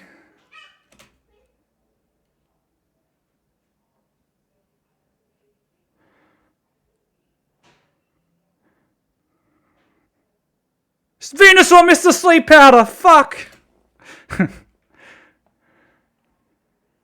Alright. Thanks, Venusaur. Alright, before I get into Magma Hideout, I just have to show you the trainers. This section is super cheap. I mean, a lot of the enemy hideouts have ridiculous items. Like Quick Claws, Bright Powders, and Focus Bands, which are like Focus Sash, but they can proc an infinite amount of times, and their Pokemon doesn't have to be on full health. Yeah, so there's a ridiculous amount of cheap shit in this area. I mean, a lot of the hideouts have items like this, but Magma Hideout is just full of trainers with ridiculous things. And once you get up to trainer number, what is it? Number 12, yep. You are trapped in... No, it's number 13, actually. Your team is trapped in permanent magma storm, which means every turn you take 12.5% damage, and your Pokemon can't switch out unless you're holding a Shed Shell or you're a Ghost type. That is why Dragapult's super clutch for this area. I mean, this area is really tough, but if you plan all your fights really well, you cover for the bullshit items, you can probably get all the way up to Max C most of the time without any deaths. Maybe Tabitha kills a couple of your Pokemon if you don't have a really good box. So Viper random moves us, right? Gunk. Nice, I guess. That was part of the plan. Don't poison us. It crit us. It did poison. Okay. Don't... You Quick Claw, do not crit the Fire Blast as well. Oh my fucking god! Are you kidding me, bro? See ya, Glasscore. Poison double crit! Quick Claw! Come on! As you can see there, we lose Glasscore to like a 1 in 6,000, which really pisses me off. We burn Cinderace by miracle. Alright, Camerupt, you're not that useful, I guess. Next we have to sack Camerupt to a Demon Drainer. Survive. Alright, okay. Citrus, Prox. Flame... Oh, we can't burn. Alright, goodbye, Camerupt. Sorry. We're still fighting Grunt 11, which means we're not out of the woods yet. So we have a pretty rough matchup into this Grunt, as you can see. We then need to send out Hamilton into Drampa, which we don't have a good matchup for. The Psychic Special Defense drops us. We pivot in and out, and we eventually end up taking a bit too much damage with Hamilton, and we're kind of left pinned. So what you're going to see is we're going to attack Drampa, get it to low health. We're going to forget in the moment that we're dead to crit after we got it to low health because it gets a Berserk boost. We're going to have the option to switch into a different Pokemon and kill it, or we can just Extreme Speed to finish it off. The problem is if we switch out, it's random move, and then the Pokemon's risking a Quick Claw crit, so we have to stay in. And now the problem is this Pokemon has Pursue, and we're trapped. We could Rock Slide Flinch, actually. Rock Slide Flinch is our best bet, huh? We're getting pursued. There's nothing we can do about it. We have a 30% chance to have a shot at head smashing. Alright, Hamilton, are you going to survive? Hit the head smash! Yes! Please survive! I think this works. Yes! Oh, we saved it. We saved it. Oh, yes. Oh, my God. We fucking frauded that. Stupid bad luck, though, honestly. Oh, that was a really tough matchup for us. And we didn't get the best luck with Hamilton. We didn't get a single flinch, and we got the Spadef drop on turn 1, so we just had to go for it. Next up is the second to last fight in Magma Hideout, Tabitha. So we lead with the Barraskewda. We flip turn to break the Sash, and Lopunny eats a Shadow Ball. And it's normal type, so it takes no damage. We U-turn out to Fast Kill, and then we position in our Dragapult. This is great because it baits Snorlax, which allows us to go into Beware. Beware takes not too much from Heat Crash. We Hammer Arm into Snorlax, chip it down. Snorlax goes for another Heat Crash. And then, because we have Shell on this, we can switch out into Barraskewda, eat the Heat Crash up, and we can chip it with the Flip Turn into Dragapult. And we made a mistake. We didn't realize that Snorlax could go for Rest. Normally, heal moves aren't used if you do more than 50% damage, but Rest heals 100%, so it can be used. We steer from this pretty well. We know how long Snorlax is going to be asleep for, so we can get the kill with Beware on low health. Bait Fake Out from Hitmonlee, and at this point, The battle is back to the way we planned for.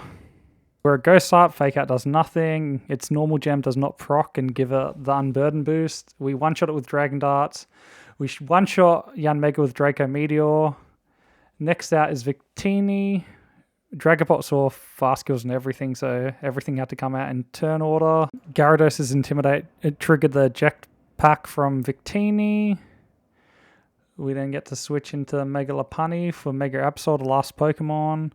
We fake out, we U-turn to Killer. We get to position Greninja in front of Victini, and because we're in Torrent, we get to outspeed and Killer. Easy GG. We steered well and covered for our mistake. Now for the last fight of Magma Hideout. Like the previous fight, this is also a Magma Storm. We didn't have the best box for this, so we had to come up with a strategy. It was called Sack, Sack, Sack, and Sack. First we sack Electrode H after getting some chip. Victory Bell Revenge kills. Scarf Nugget Adele comes out. We have a Shed Shell, so we can go into Turtonator on the Flamethrower to 1v1 this. A Draco super effective, one-shots it. We don't have another Shed Shell that we can spare, so we have to sack this again. We do survive, so we do attack with Rapid Spin, because if we kill this, we stuff up the switch order, so goodbye, Turtonator. We didn't use you too much, but, you know, you helped us in a hard fight, so thank you. Dragapult comes in. It uses Draco Meteor to get the revenge.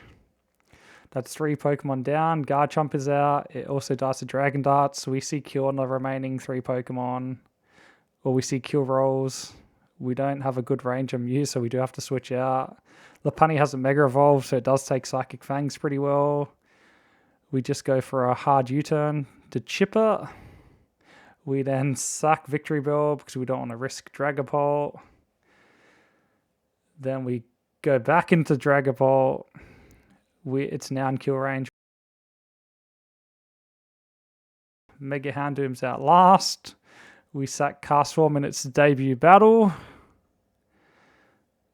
Well, it doesn't die, so Houndoom takes an extra turn of Solar Power Chip, allowing for Mega Lopunny to come out, get the fake out.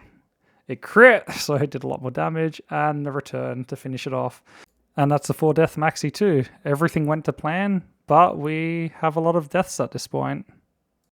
We're on to Aqua Hideout, and we're fighting Grunt 5 at this point. This is another really tough area, and this fight starts off really bad because Torterra gets triple flinched. Come on. Are you kidding me, bro? For us, Dragon Dance Bright Powder Gyarados is a demon. We didn't have any Shockwave fast electric Pokemon that didn't risk crit that could kill it. We switched in Greninja. We accidentally risked a crit because I forgot it got a Dragon Dance Ump and we were slow. We could have just Water Shuriken to one-shot it. This puts us on the back foot as our Dragapult comes into this Raichu, gets paralyzed. Triple flinch plus the paralysis is like a 1 in 1,200. This is bullshit. We have to then sack Gyarados to safely win, which allows for us to knock off Raichu's Focus Band and outspeed and one-shot the Cursula. We didn't want to play games with the Focus Band Raichu, so I think sacking the Gyarados and gaining control of the fight was the right play. We now move on to the last fight of this hideout, Admin Matt. We have a good cloister strategy for this fight. We first use Rapid Spin to remove the Stealth Rocks and outspeed Mamoswine. We then go for Icicle Spear to put it into kill range. If we see fast kill, Mamoswine has to spam Ice Shard as it has to go for priority if we see fast kill on it. This does no damage to us. We are then supposed to set up 3 laser spikes to make this fight easier, but we forgot the 3 laser spikes, and we are now in this position. We flip turn out a Mamoswine to Killer, our Tari is in, we go for the Tech, Mega Evolve, baiting Dragon move as a kill. Our Fairy typing acquired prevents us from dying, and we kill Dragapult in turn. Out next is Katana. I realized we forgot spikes, so we have to do a few extra pivots just so that Katana can take Life Orb Chip. Once that occurs, we are free to switch Dragapult back in to a fighting move and finish it off.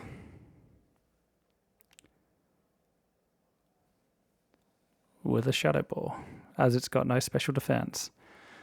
Alright, so next out comes Mega Gyarados. We go Golisopod so that we can emergency exit into Altaria. Altaria was used to chip the Katana, so it's on less health than it was supposed to be on, so we had to dodge a crit from Mega Gyarados, which really sucks. That baits in Dracovish. I didn't realize switching meant that Fishious Ren still got its double damage boost, and it did, so I'm pretty sure we're dead to most crits there. We outspeed Scarf Dracovish though, kill it with a Draco. Dragapult does resist all of Raiku's moves pretty well, so we have to stay in, and we have to double Dragon Darts it to kill it. We're lucky we didn't get Thunderbolt parried, and even though we forgot the 3 layers of spikes, we still beat the battle deathless. Alright, well, fuck yeah, we did it deathless. After Aqua Hideout, we do a few fights. We get to Tate and Liza's gym, which has some really tough double battles in it. They're extra tough because you can't pre-damage your Pokemon in gyms. All Pokemon get healed to full health before you start a fight. It also doesn't help that all these teams have some really good VGC tech in them.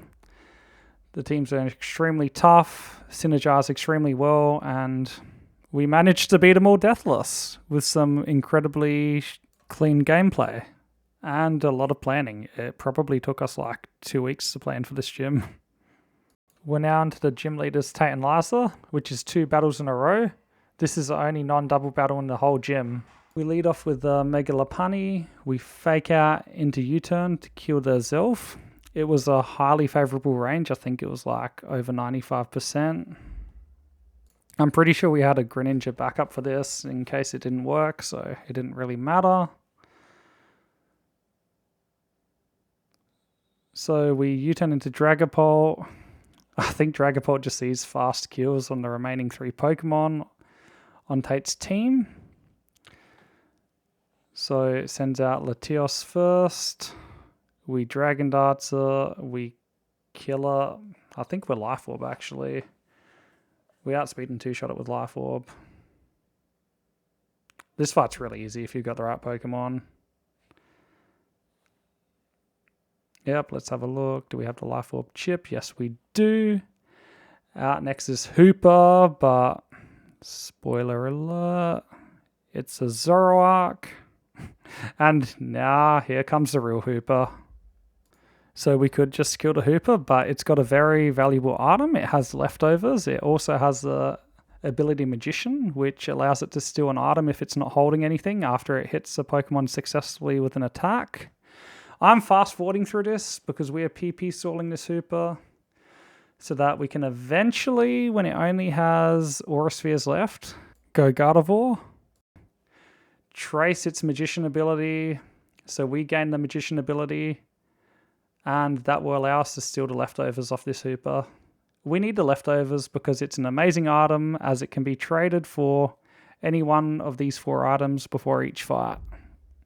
It can be traded for any one of the choice items, Choice Scarf, Choice Specs, Choice Band. It can be traded for Assault Vest, and it can be traded back for leftovers. These items are incredibly powerful, and having an extra one of these items to use is very vital to making this run possible. So now you can see the leftovers jumping back and forth.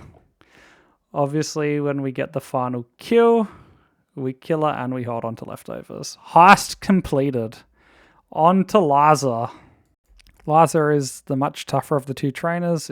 She leads with Tapu Lele, which sets up Psychic Terrain. We U-turn into Greninja on this, into Psychic, then we switch Golisopod into Moonblast so we can emergency exit, best ability in their game. Back out into Mega Lopunny, that's because we didn't see a Q on this. Out next is the Demon Mega Metagross. We U-turn out on this to get some chip on it. We go into our Greninja. We used 2 rare candies on this so we can outspeed it. And so that Dark Gem, Dark Pulse can one-shot this.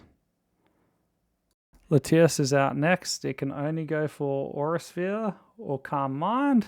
Easy for Dragapult to switch into. And outspeed and kill with Dragon Darts. And last is Hooper Unbound, which just dies to Life Orb Dragon Darts. Alrighty, that did cost 2 rare candies, but we got through that 2 fights in a row pretty well. Fuck! We immediately receive the gift Cubfu, which becomes Urshifu Rapid Strike, and we're pissed off because it's minus speed. And now we show this fight. I don't know why we're showing it. I think it's a boss battle, so that's probably why, but we have such a good team for this, and we trivialize this fight really easily. I forgot to mention we are in another hideout. We're in Moss Deep Space Center. Dragapult goes crazy in this fight. It gets the kill on Cranidos. We even have slots left for pivots. Buzzwolf just dies to Crobat. Xurkitree goes for electric move. Donphan comes out. It's sturdy. It can always survive Grass Knot, kill with high horsepower, stopping it from going for Hypnosis since it thinks it kills us because of sturdy. This Dugtrio can only go for Earthquake, so it's a free Crobat. It can't do anything to Dragapult, so we can switch it in for free as it mementos into our clear body. We then get to also frag the Mega Charizard X with this. Like, this fight's just super easy. I think Dragapult got 3 kills in it. I did forget to mention that Urshifu is considered to be one of the best Pokemon in the game. I think like over 85% of Elite Fours use Urshifu. And yeah, that's all I wanted to say because I forgot. Now we're on to the tag battle, the final fight of this hideout. I hate tag battles, they're super hard, and because you can only control one Pokemon, they may turn out to be super inconsistent. We do have a pretty good strat for this fight though. So on turn 1, we fake out the Landorus with our Kecleon to protect Steven's Dialga. We are pre-damaged so that Mega Tyranitar goes for the kill on us instead of taunting the Dialga. Once all of that happens, we allow the Dialga to set up Trick Room for us. Kecleon had its debut fight, and like many of our Pokemon debuting, it got sacked off. So that allows us to go into Beware for turn 2. It's really good in Trick Room, especially with Hammer Arm. It goes for Hammer Arm, kills the Mega Tyranitar, lowers its speed, making it faster in Trick Room. And Dialga goes for the Dragon Gem boosted Dragon Pulse, which always kills the Landorus. Alright, turn 1 and turn 2 are confirmed. Time for turn 3, the turn where many different things can happen. And it all depends on what Mega Garchomp does. Around 50% of the time it can protect, which is good. The other 50% of the time it can attack. This is where all the variation comes in from. So when it attacks, it can either be fast killed by Dialga, which is only a 12% chance, and it can attack into either Beware or Dialga. It attacking into Beware is the worst outcome. It attacking into Dialga and killing it isn't too bad.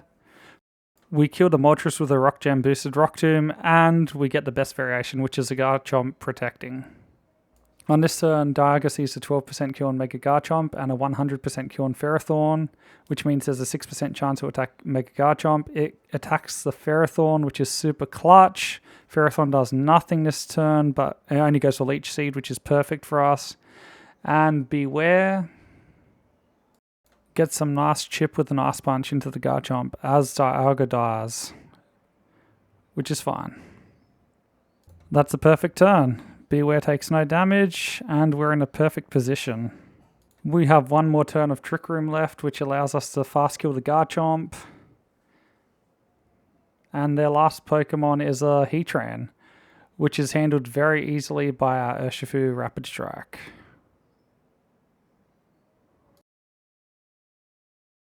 This.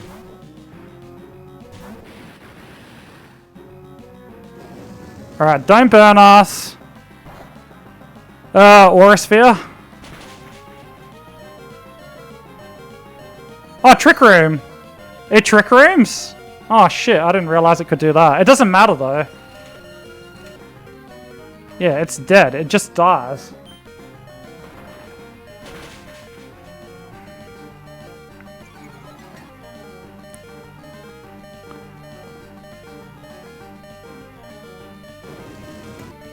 Yup. Bye-bye, Metagross, you're not mine, so I don't give a shit. Yes, we didn't die due to bullshit. Oh, thank goodness. Now let's talk about this split. This split isn't very long, but every fight starting from Seafloor Cavern is extremely hard and incredibly hard to plan for. This section takes very long because of the difficulty level of the fights. This fight isn't too hard, but I am showing it to you for a reason. Is it because another mon dies due to stupidity? No, it's because I finally get revenge on this fucking Smeargle. Smeargle comes out, it thinks it survives. Oh, you stupid Smeargle, go to hell, honestly. Fuck you, honestly. I would have won. So after this fight, we're about to go to Seafloor Cavern. Seafloor Cavern is really hard because every fight starts with a permanent Aurora Veil. That's like the enemy having light screen and reflect in one. The good thing is, Archie does not have permanent Aurora Veil, which is the final fight of this.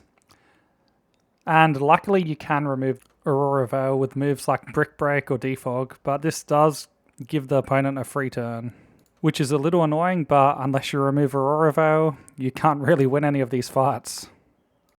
Okay, we're on to Admin Shelly, the final fight in Aurora Veil. We lead Delmars, we Brick Break to both chip the Tapu Fini and remove Aurora Veil.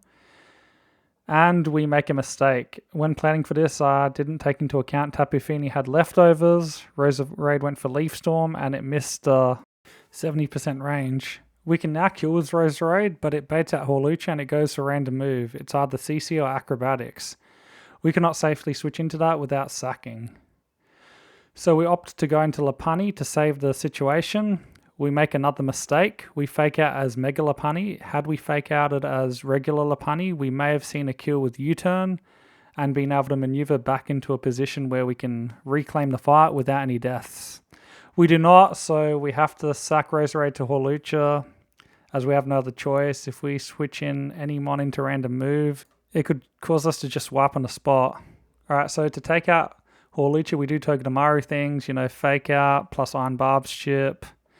We pivot into CC with our Delmars. We pivot back into Flying Move with Togedemaru, taking no damage. We don't kill it with Togedemaru straight away because we need to make sure Togedemaru takes enough damage so that it always baits out Gengar. Gengar has to go for Shadow Ball as it sees kill, so Mega Lopunny with Scrappy can hit it with normal type moves and finish it off. Our next is Kyurem. We don't have a safe switch into it, so we have to sack another Pokemon. The mistakes are adding up, and we revenge it with Urshifu. Mega Slowbro comes out, it does no damage with Psychic, and we almost finish it off with Dark Pulse. Missing the range doesn't really matter, but we got the flinch as well. Outlast is Darmanitan, it has to U-turn into us, so that's a free Urshifu, and we finish it off. Alright, 2 deaths, that was fucking stupid, but what can you do? That mistake hit really hard. I lost Roserade, my only fast and powerful grass type, and I also lost Delmars, which doesn't matter too much, but I feel like at this point of the run, the mistakes added up. I was in tilt mode, and if you think the run is bad now, just watch the next few fights. This run really goes to shit fast.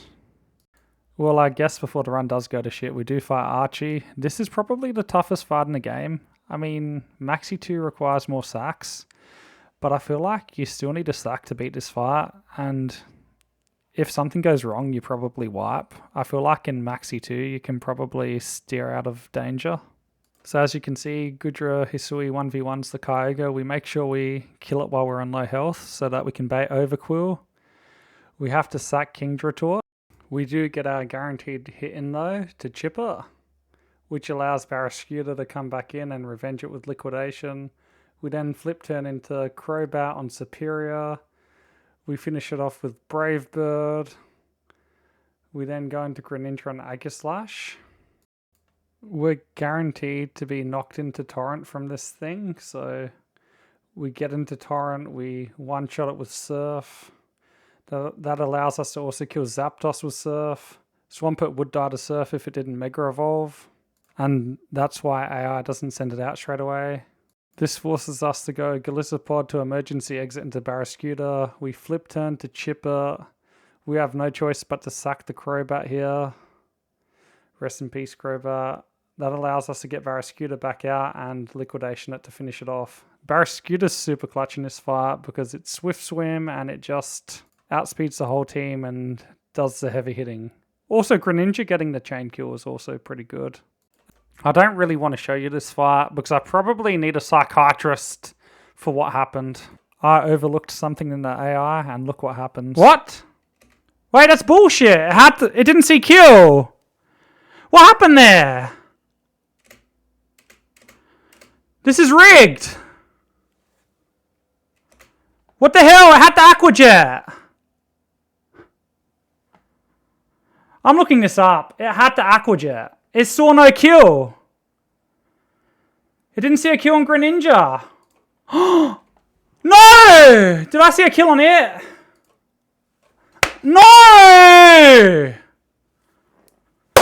Fuck! Wait, that doesn't work. Is it plus 12?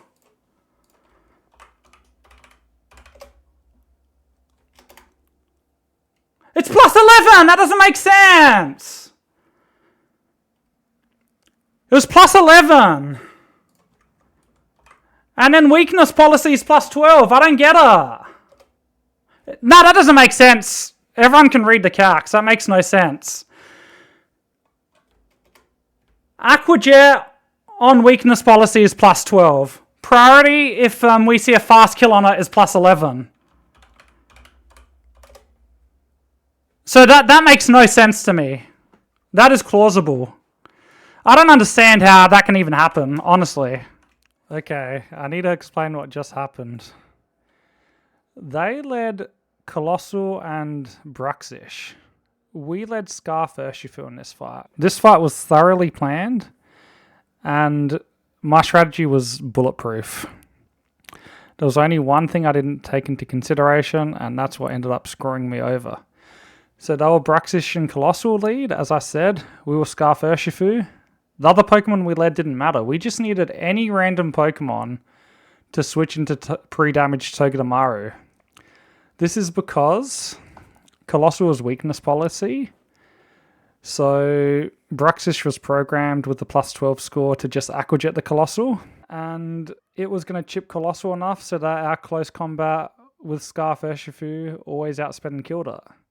It didn't matter that Colossal was Steam Engine, Scarf Urshifu was still faster, and guaranteed one-shot after we got the Aqua Jet chip into it from its own teammate. What ultimately went wrong is I last minute just picked a random Pokemon as a lead. It happened to be Greninja, and Greninja saw a fast kill on Bruxish, only just, by the way, which gave it a plus 11 score to go for Aqua Jet. Well, that's not a problem, is it? No, plus 11 is lower than plus 12. I had no idea why it clicked Aqua Jet into my Greninja instead of chipping Colossal. But after thinking the game was rigged and clausing it, Laurie in the chat finally figured out what happened and told me. And what I failed to realize was that Aqua Jet in the Sun, which is basically a base 20 move that's resisted by Greninja, was the highest damaging move on it because its only other attacking move was Psychic Fangs, I think. This gave it an extra plus 6 boost to it, allowing it to always go for Aqua Jet into us over Aqua Jet into Colossal. You know, we last minute chose a Pokemon to lead with and didn't take into consideration all of the mechanics and got the ultimate punishment. We lost our Elite Four Pokemon. Like, if you look at the Elite Four teams, I'm pretty sure over 85% of people bring Urshifu, whether it's Rapid Strike or the one that has Wicked Blow. So yeah, at this point, I thought the run was 100% over. I opted to just continue the fight and break the claws. To my disgust, getting the battle back into the state it was in before I reset took many attempts, which pissed me off because it reinforced how unlucky I was to lose Urshifu. So after Urshifu dies, I bring in Togedemaru so that I can go for a Protect and Surf to finish off the Colossal.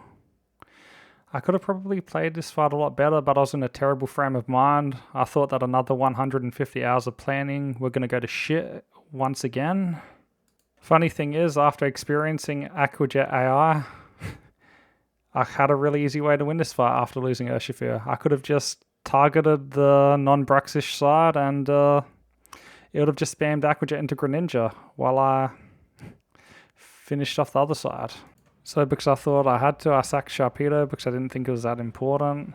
Here, maybe I do realize that preserving Bruxish is the play, but I think I underestimate the damage that Dragon Darts does to the Heliolisk because we do OHKO it. We get significant damage on the Bruxish as well.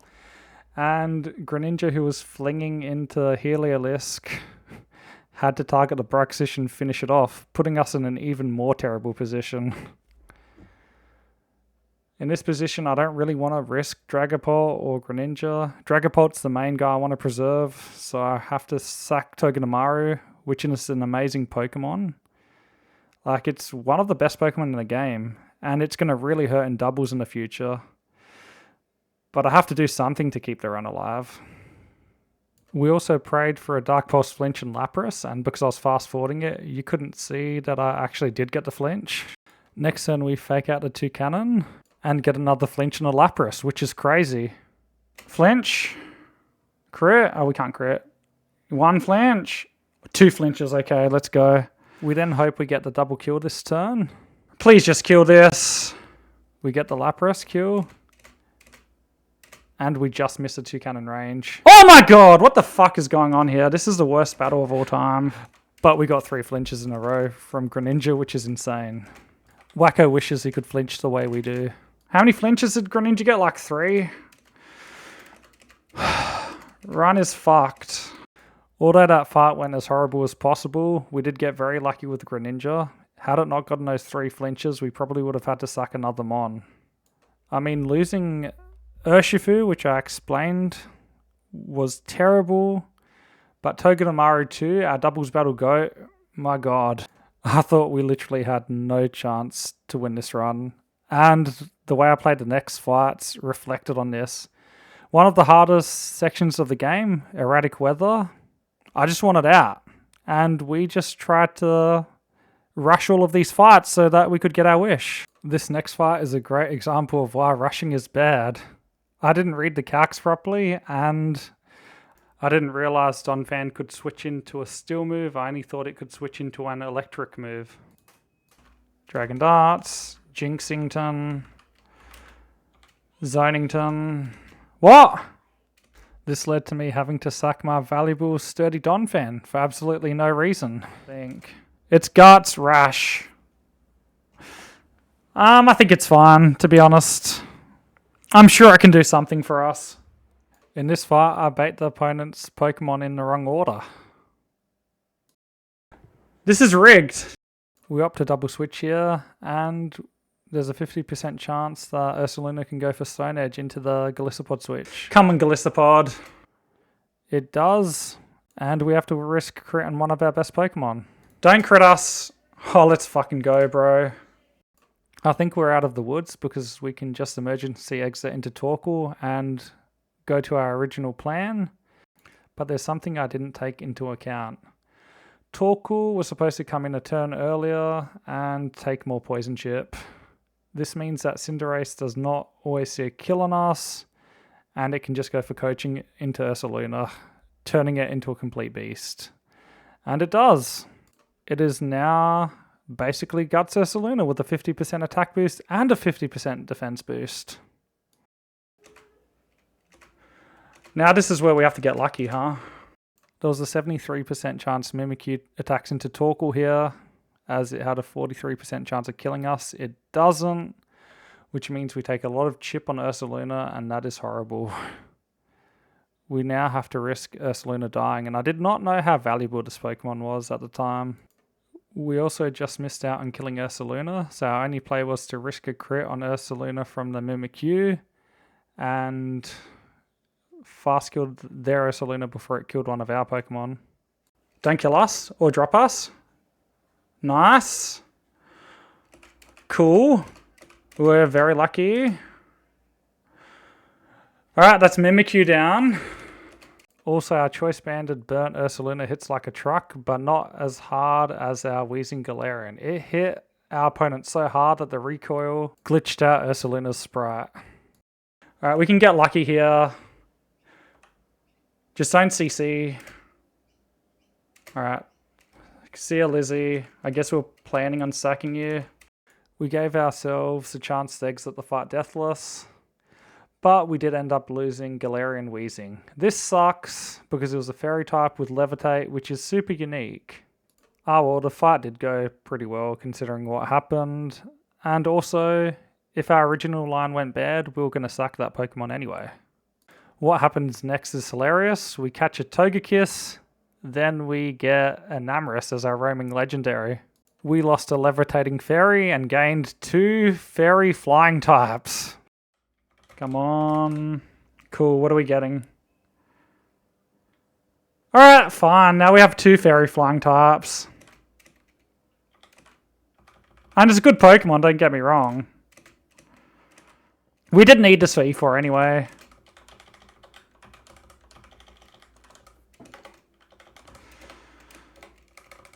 If this Pokemon was real, it would kill me and say, Togekiss too? What are you talking about? I'm better than that, little bitch. Hasty, that's good, I guess. Is that the same as Togekiss's nature? Oh, so it does get 3 perfect IVs. That's pretty cool. Apparently you can manip for your roaming legendary, but I didn't know that. I was lucky to get just the mon I needed, but I should have known you could manip, as a lot of people used Latios and Thundurus for their Elite Four teams. We're now at the final gym of Run and Bun, and this gym is super tough. Also at this point I'd been cacking for Elite Four a little bit, and I had a glimmer of hope for my run. This gym starts off a bit shaky. This is 2 consecutive fights in a row without changing a team.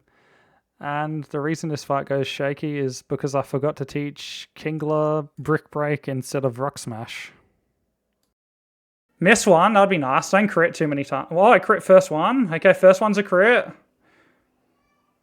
Second one's a crit. Cool, the last one wasn't a crit, but we got double crit. So we could lose anyway now. Alright, we held. We Aqua Jet. We hold on like 1 HP, I think. Alright, Barrascuda always lives. Random move. We had to dodge a crit on Kingler, and we did. Thank goodness. After this fight, I ended stream, and I had the whole weekend to cack for the rest of this gym. I cacked the rest of the gym. I cacked a bit of E4. And finally, I got my winning attitude back. I went from thinking, this run is over, there's no point, to, alright, maybe if I get to Elite Four, there's a small chance I win this, to, I am gonna beat this run, no matter what. I actually do a really good job planning for the rest of this gym. There's some really demon fights in this gym, and I actually find a way to plan for the rest of the gym completely risk-free. All I have to do is sacrifice a few Pokemon to get to where I need to be. Freeze doesn't matter. Smart Strike. Yep. See you later, boy. See you, Lantern. Yep, all I have to do is sack my Hustle Durant, which is not a good Pokemon for Nuzlocking, and my Lantern, which has the worst IVs of all time. I didn't need to sack anything else, even in a demon fight where there was a Swift Swim Overquill with Destiny Bond. And we're finally on to the final gym leader of the run. And boy did I cook this fight well. We had a strat where the only risk was Dragapult getting double crit by Muddy Water. Good thing was, Keldeo only had a 1 in 3 chance to click Muddy Water. So dodging double crit plus double move selection was like a 1 in 2,300. And that didn't even make us lose the fight, that just put us into steer mode. Also, our Dragapult is clear body, so it can't get its accuracy dropped. Okay, so here's the strat. On turn 1, Sneasler has to fake out into something, which is my Kingler, as my Dragapult is Ghost Art. Glalie has to freeze shroud the Kingler as it sees a kill. Sandslash A is the perfect switch in, as we Dragon Darts, hitting both Pokemon with a banded Dragapult. Sneasler is Sash so it can't die, and Riot Berry puts Mega Glalie into kill range. This gives us a free switch into Torkoal, as Dragapult gets the double kill. Our Sticky Barb Torkoal takes some damage so that it baits double kill onto it. This allows us to go for a free Protect plus a Dragon Darts.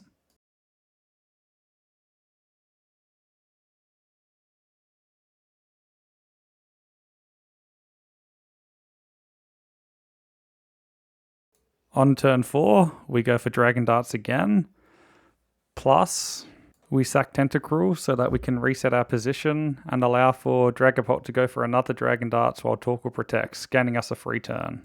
Rest in peace, Tentacruel. You really didn't do too much for us in our run, but we do appreciate the sack and the limited help you gave us. The beauty of having Torkoal out next to Dragapult at the start of each turn is that Torkoal is slower than everything on the field, Dragapult is faster than everything on the field. Even though things steer Q on Dragapult, everything has to click their move into Torkoal. On this turn, Salamence comes out, it's a free switch into Enamorus on what can only be a Grand move plus a Dragon move. Well, actually we do kill the Glastrier, so a Grand move cannot come out. Dragapult has now clicked Dragon Darts 6 times in a row, and all we need to do is click it a 7th time. Now we Dragon Darts, and we Moonblast. We always kill.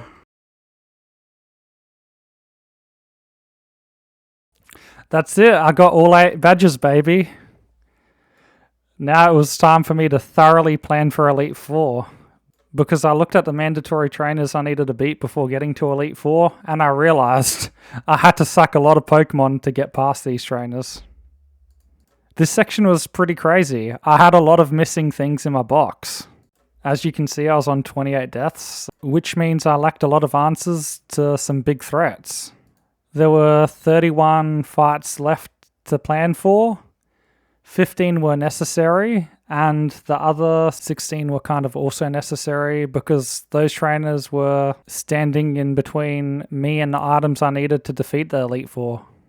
How many Pokemon did I end up needing to sack? Spoiler alert, 17. That's right. Before I got to Elite Four, I had a total of 45 deaths. So first we suck Amaldo and Bruxish to beat Wally. We needed to do this so that we had a clean line into Genesect. Genesect was Demon. It had Explosion, it had a Focus Sash. We needed to basically chip the Genesect as we die with Aqua Jet to break the Sash and then finish it off with our next Mon. In the next fight I'm going to show, we actually make a little bit of a calcing error. We calc Aerodactyl having Tough Claws, even though that's only Mega Aerodactyl's ability, and that leads to us messing up. What? That's rigged. It can't Tailwind over Fast Kill. This happens because Aerodactyl does not see Kill on us on turn 1, and it goes for Tailwind, making them completely outspeed our Pokemon, putting us in a very tough situation.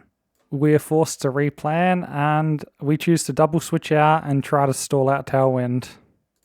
Turn 1 of Searing goes well, as they do double target the Jirachi, which is perfect. On turn 3 of Tailwind, we switch Jirachi into Golisopod and get a free emergency exit. And we switch Starmie into Barraskewda. Barraskewda has served us incredibly well in this run, but unfortunately, as we don't really need it for the rest of the run, we sack it. Rest in peace, Barraskewda. I really appreciate what you've done for us. We get Jirachi back in, which allows us to protect with Kingler and switch Enamorus into a ground move. Tailwind is now stored out. Alright, we're back in a good position. Enamorus outspeeds the 2 opposing Pokemon. Kingler is fast killed by the 2 opposing Pokemon. This frees up Enamorus to kill both the Staraptor and the Hydreigon while we pivot in and out with our other Pokemon. And once we force the 2v1, the rest of the fight becomes free. Next we sack our Gardevoir, which had a bad nature, followed by our Carnivine to Darmanitan, because no one really wants to switch into a Sheer Force Life Orb Darmanitan. Bye-bye. Surf. Bye-bye. Surf. Ice Beam. Bye-bye. Mance. Yep, nothing's going to happen. And Dual Wing Beat. Easy. Next we sack our Shinx to Metagross. Shinx didn't really have much value anyway. And here we get our final mon required for the Elite Four. Mortis, baby! I knew it did a lot of damage. Alright, I think we've got a good enough Primarina. That looks like it's got the stuff. I was running incredibly low on heart scales, and I was super happy that I didn't need to use any on Primarina, except to teach it Encore. Here is Winstraight Vito, the final boss before the Elite Four. There were more trainers to come, but we needed to beat this guy first to increase our level cap and make the rest of the fights a bit easier. So step 1 is to fling the King's Rocket and DD, flinching it, then finish it off with Dark Pulse. Then this monster comes out with CC. We're Choice Scarfed Enamorous, we get the kill. Aggron comes out, our plus defense. Juan, the Swampert, easily takes it on. We first Rock Slide to break the Sturdy, then we finish it off with Earth Power. Out next is a Demon in Cloister. Lucky we're dead to Freeze Dry, so it can't Shell Smash as we switch out. Florges with Lumberry comes into Freeze Dry.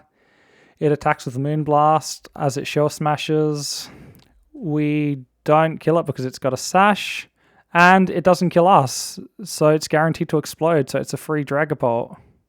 Due to our luck, we get to save a sack. Next is Hawlucha, which is a crazy Pokemon, but our plus defense, Jirachi, never dies to her. We even had heavy duty boots, so that hazards didn't chip us enough for us to die to double crit. But we didn't get hazards set up against us this time, so it didn't really matter. Hawlucha's in Psychic Terrain's R-Demon, because if you're not careful, Sword Stance, Unburden can sweep an entire team. Last out is Mega Alakazam, and we need a sack to defeat this demon. We sack Florges, who would have been a pretty great mon if we didn't just get her. And we finish off the Mega Alakazam with our Scarf Dragapult. Easy. Alright, yes, we beat Vito, let's go. That's all of Victory Road. We can go to the Elite Four anytime we want. We just have to beat some more trainers to get some items. So we sack our Altaria to get past this fight. Altaria served us well. It had the great tech where it turned into a fairy type and didn't get hit by a dragon move that was going to kill it, and then finish off the opposing dragon. Phantom Force. Phantom Force. Golisopod. And we Earthquake. Bye-bye. Alright, so the next fight, this double battle, I had to show off my genius because I cooked really well for this fight. So what we do is, we lead Greninja in Torrent plus Golisopod. Golisopod first impressions Sharpedo to break the Sash. Then Greninja finishes off the Sharpedo with Surf, the Marowak with Surf, and it procs Emergency Exit on Golisopod, allowing us to have a free switch and get a double kill, which was super insane tech. That baits Magnezone and Toxicroak. We fling our King's Rock at Toxicroak to flinch it, and we fast kill the Grand Bull with the Flash Cannon. Out next is Gothitelle? Wait, what? That's not supposed to come out. We mess up the switch order, and our Elite Four Greninja is trapped. Oh god. We sack the Magnezone and hope Gothitelle goes for a fake out into Magnezone as well. But it went into Greninja, so we couldn't even damage Gothitelle this turn. We have no choice now but to switch into Salamence, kill the Toxicroak before it kills our Greninja, and pray that we also kill the Gothitelle, which is impossible unless we crit it. Good thing is Gothitelle cannot target Greninja because it only has a Psychic move as its damaging move. We do get Thunder Wave though, which is absolutely horrible. Our Greninja is hella dead to Arcanine. We're gone. That's it. Elite Four prep out the window. A month wasted. I targeted Gothitelle with Dark Pulse, didn't I? Oh no. I did it wrong. I meant to do it the other way around. I'm actually shaken and talking nonsense at this point. I did do the right play. It may be a bad play, but I had no other choice. Farewell, Greninja. You were the Pokemon that kept this run alive for me. I don't know what I would have done without you. I'm really sorry for underappreciating you. But I guess it's over. Thank you so much. I had given up, but Greninja still had some fight left in it. Greninja responded to my heart, And transformed into HDD Greninja. Arcanine Hisui does not click extreme speed. We go for Water Shuriken with increased priority. And we double crit it and survive. Oh my god, we win. We win. We saved it! We saved it. And that's why, from this point on, Greninja will always be my goat. Alright, we're nearly there. We've just got to suck a few more. See you later, Berserker. Appreciate your help. Torterra, my faithful starter. I'm really sorry I had to suck you. Blastoise, you're an awesome Pokemon. Pinsir, you were useless with minus attack and low IVs, but thank you anyway. Beware, if I didn't have you, I wouldn't have had a fighting Pokemon. See you later, buddy. Thank you for your service.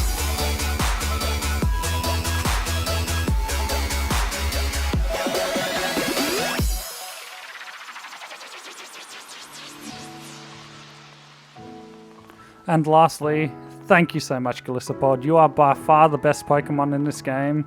The amount of times you get my frail but fast, powerful Pokemon in with your emergency exit ability is super clutch. Thank you again. It'll probably be a fail anyway. Oh, we got Electros. Let's go. We are at the Elite Four. History did not repeat itself. We have one more thing to do. Catch Electros so that when we attempt New Game Plus, it's a dupe and we do not ever have to use this freaking piece of garbage Pokemon ever again.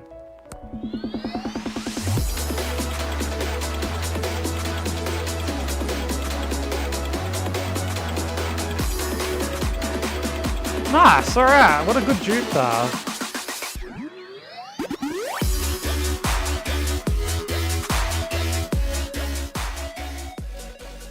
We're finally at the gates, right in front of the Elite Four, ready to go. And I can't believe it. We finally got there after like hundreds and hundreds of hours of grinding this game. I commentated the Elite Four pretty well. I think it's best I just show you my plans for each member of the Elite Four first, and then we just watch it as it happened. Time to join the goats that have already beaten this game. At this point of the game, we had 11 heart scales left and 5 rare candies left. We needed every single one of them to cook the relatively risk-free strategy I came up with. If you want to see documents like these with in-depth details about my run, please join the Discord in the link in the description below. It's got lots of cool things in it.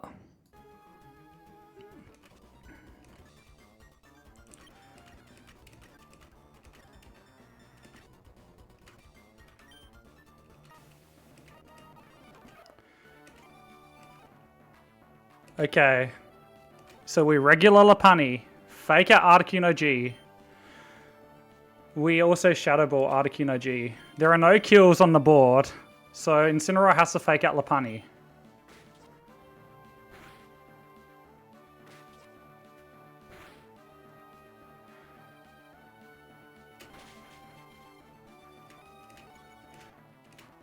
That's fine. Cannot be dead. It can never be dead to knock off. It's always Flare Blitz.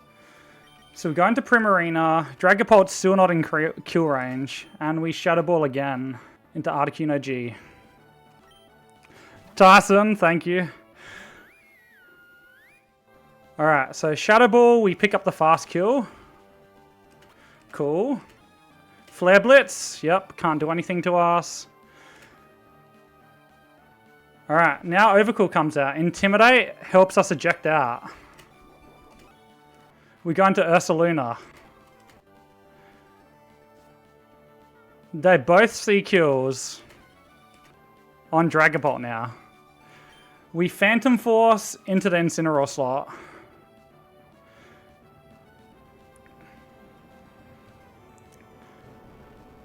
Ursaluna picks up a double kill. All the time.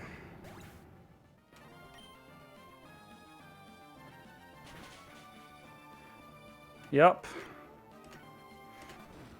Urshifu's out. So is Darkrai. They both see a kill with a fighting move on Ursaluna. We do enough chip to Urshifu to kill it. Aura Sphere does nothing. Close combat does nothing. Now we're the fastest thing on the field. We click Moonblast on Darkrai to always kill it. Hi, Sickle. We Draco into Urshifu, it's lowered its defenses, we always kill, even though we're adamant.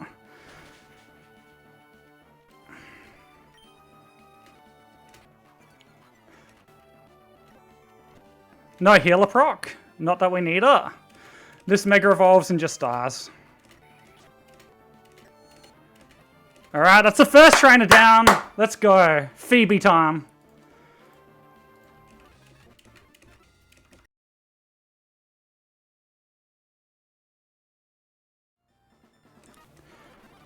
Ice Punch always kills. Yeah, exactly. Zoroark is out. I'm sick of this Pokemon. It didn't even glitch. I didn't get it. I know it's Zoroark anyway. So we go Mega Lopunny. Grass Knot comes out. Fake out into return.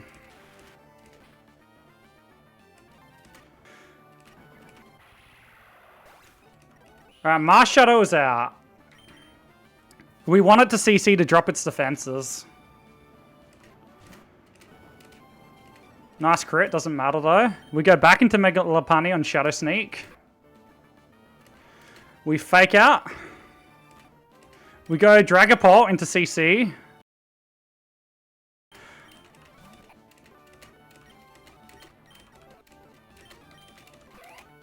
Alright, done.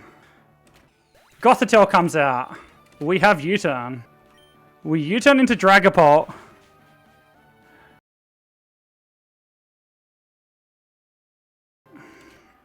We take every attack, even if it crits. We Phantom Force.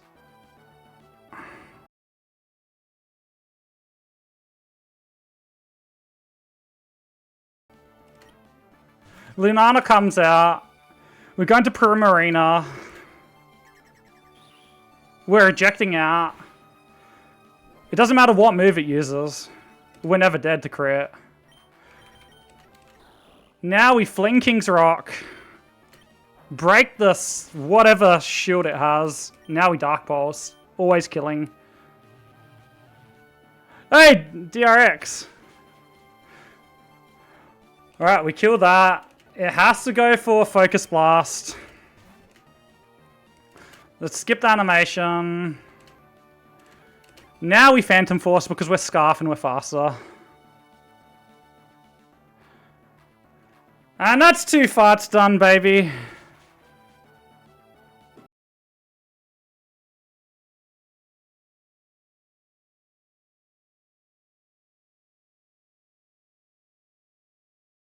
Shit. Alright, so we're gonna Moonblast this. We're gonna Icy Wind. Primarina is Iron Ball. It's the slowest thing on the field until we Icy Wind. Magearna does not see kills on anything.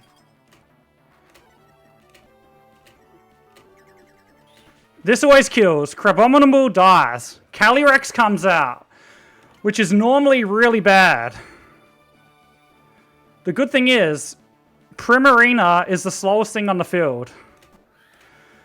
Right? Magearna, because of Icy Wind, is the second slowest thing on the field. Trick Room priority is determined at the start of a turn on move selection. So, if Primarina goes first and Encores, Magearna goes second, its priority doesn't change. It still uses Trick Room, reversing Trick Room, making Greninja the fastest thing on the field. Then it gets the fling off on Calyrex Ice. That was hard to explain.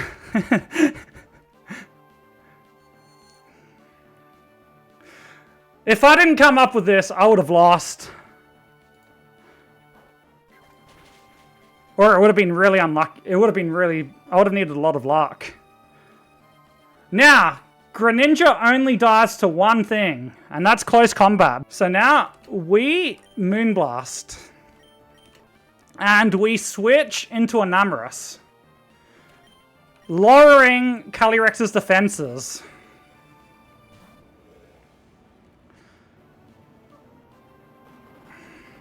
This does nothing. Oh, we didn't crit the Calyrex, I think. I wasn't looking. So I don't think we can accidentally knock it out with Moonblast. That's why we don't go for Shadow Ball, because Shadow Ball crit would knock it out. See, that's why. That's why if we had gone for Shadow Ball, would have lost. So now we Shadow Ball, and we go into Ursaluna.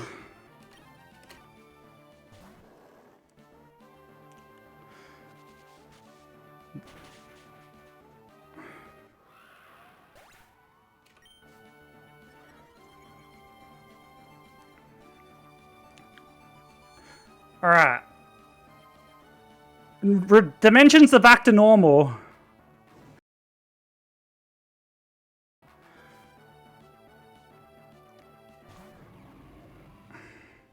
Alright, so now the fastest thing is Kyurem. It can only cure with Bolt Strike. We go into our Dragapult. Ursaluna kills with high horsepower, killing the Magana. Fusion Bolt does nothing. Even if it does, it doesn't matter. High horsepower. Always kills.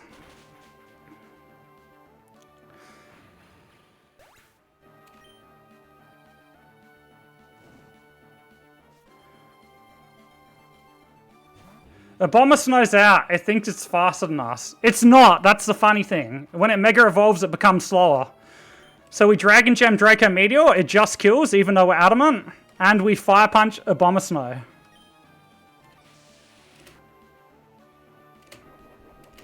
Dragon Gem.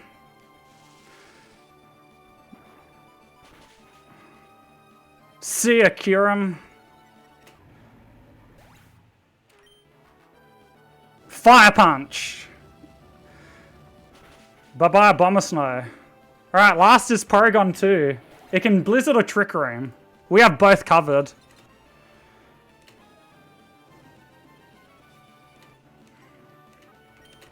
Alright, we go into Primarina and Mega Lopunny.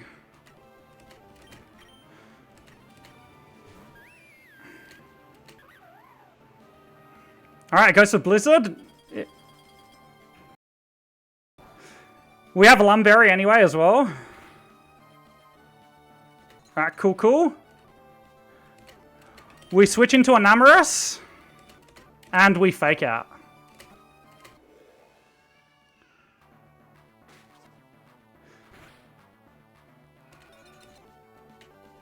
Now it's Banded Superpower plus Return.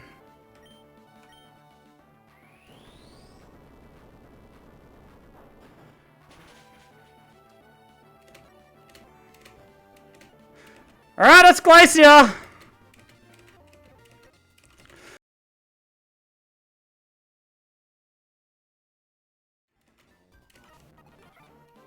We Mega Evolve to activate. That's only why we're doing this. We go into a Namarus. We take nothing from Dragon Darts. We Moonblast. We're outspeed because we're Scarf. Baiting in Crawdont. We go into Dragapult, even if we get crit by Crabhammer. Even if we get crit, we're only baiting one move still.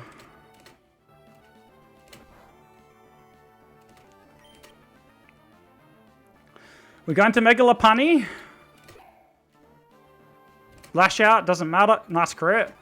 We Fake Out into Double Edge. Zygarde comes out. We go into Ursaluna. We activate. Now we Ice Punch. Now it's Primarina's time to shine. We're on 145 HP. I'm pretty sure we're always fine. Let's just double check. We go Primarina.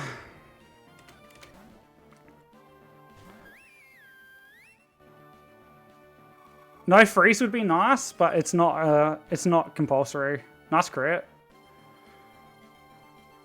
We Encore, and if it goes for Calm Mind, it's an easy win. Alright, it doesn't. We have to do it the hard way. But we didn't get burnt yet, so we're probably good. So now we Draining Kiss. That's one burn, that's fine.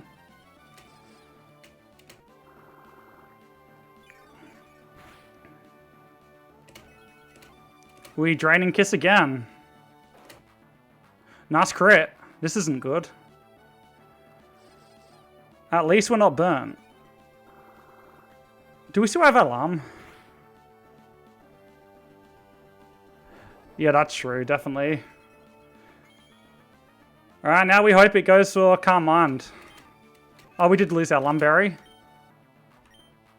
Yes, alright, it's over. We win. We go hard Dragapult.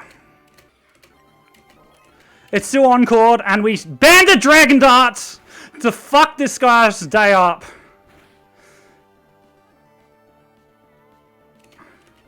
Yep. Bye-bye. Bye-bye. Bye-bye. Alright, we're there. Let's fucking go. One more trainer. And I don't think we can lose.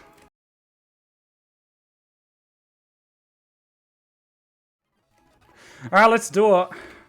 This fight's free. As long as I put my Pokemon in the right order. Which I... Alright. Bye-bye! Thank you, Enamorous. I didn't manip for my encounter. I was just blessed to have you. I appreciate you. Guess who Dragapult baits and never dies to? Barrascuda! We blow this shit up!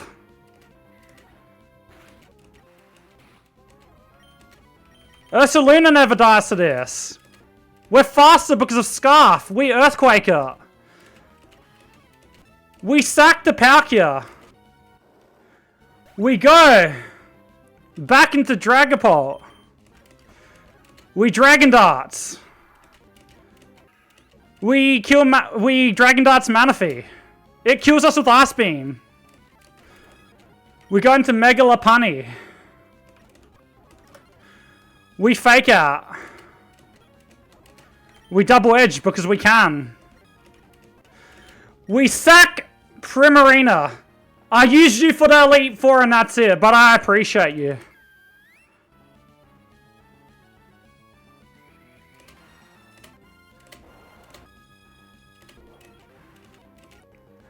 May as well flip turn to save Primarina if we can.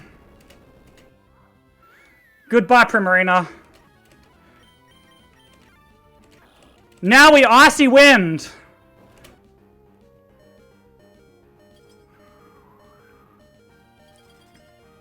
It's right, Sickle, I'm doing this for you. I know what happened to you.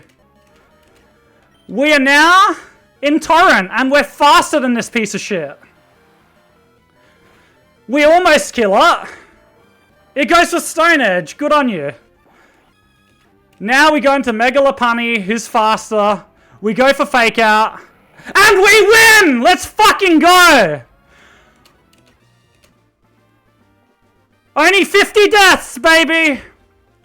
That's got to be a record. Oh, thank goodness. I can't believe it. Oh, man, thank you. Oh, thank goodness. After Urshifu died, I'm so lucky. Well, that's what happens when you stuff up. You have to improvise. It pushes you to your very limit. That's why it took me like a month to plan for this. Yeah, look at the time I spent. Alright, shall we do some New Game Plus? I can't just end this stream. Thanks for watching. If you want to help me out, please check out the links in the description below. It's got lots of cool stuff, like the game I worked on for over 5 years. It's got my Discord. It's got links to my Twitch, so you can watch me live. I'm also live on YouTube as well. Seriously, I have an incredibly heat New Game Plus run for this game. It's 4 deaths. It's all the way up at Lilycove City. And the cool thing is, all of the mons I used and caught in this run are completely banned for New Game Plus, which adds a whole new spin on the game. And if you actually did watch the whole video, please like, comment, and subscribe. Thank you so much again.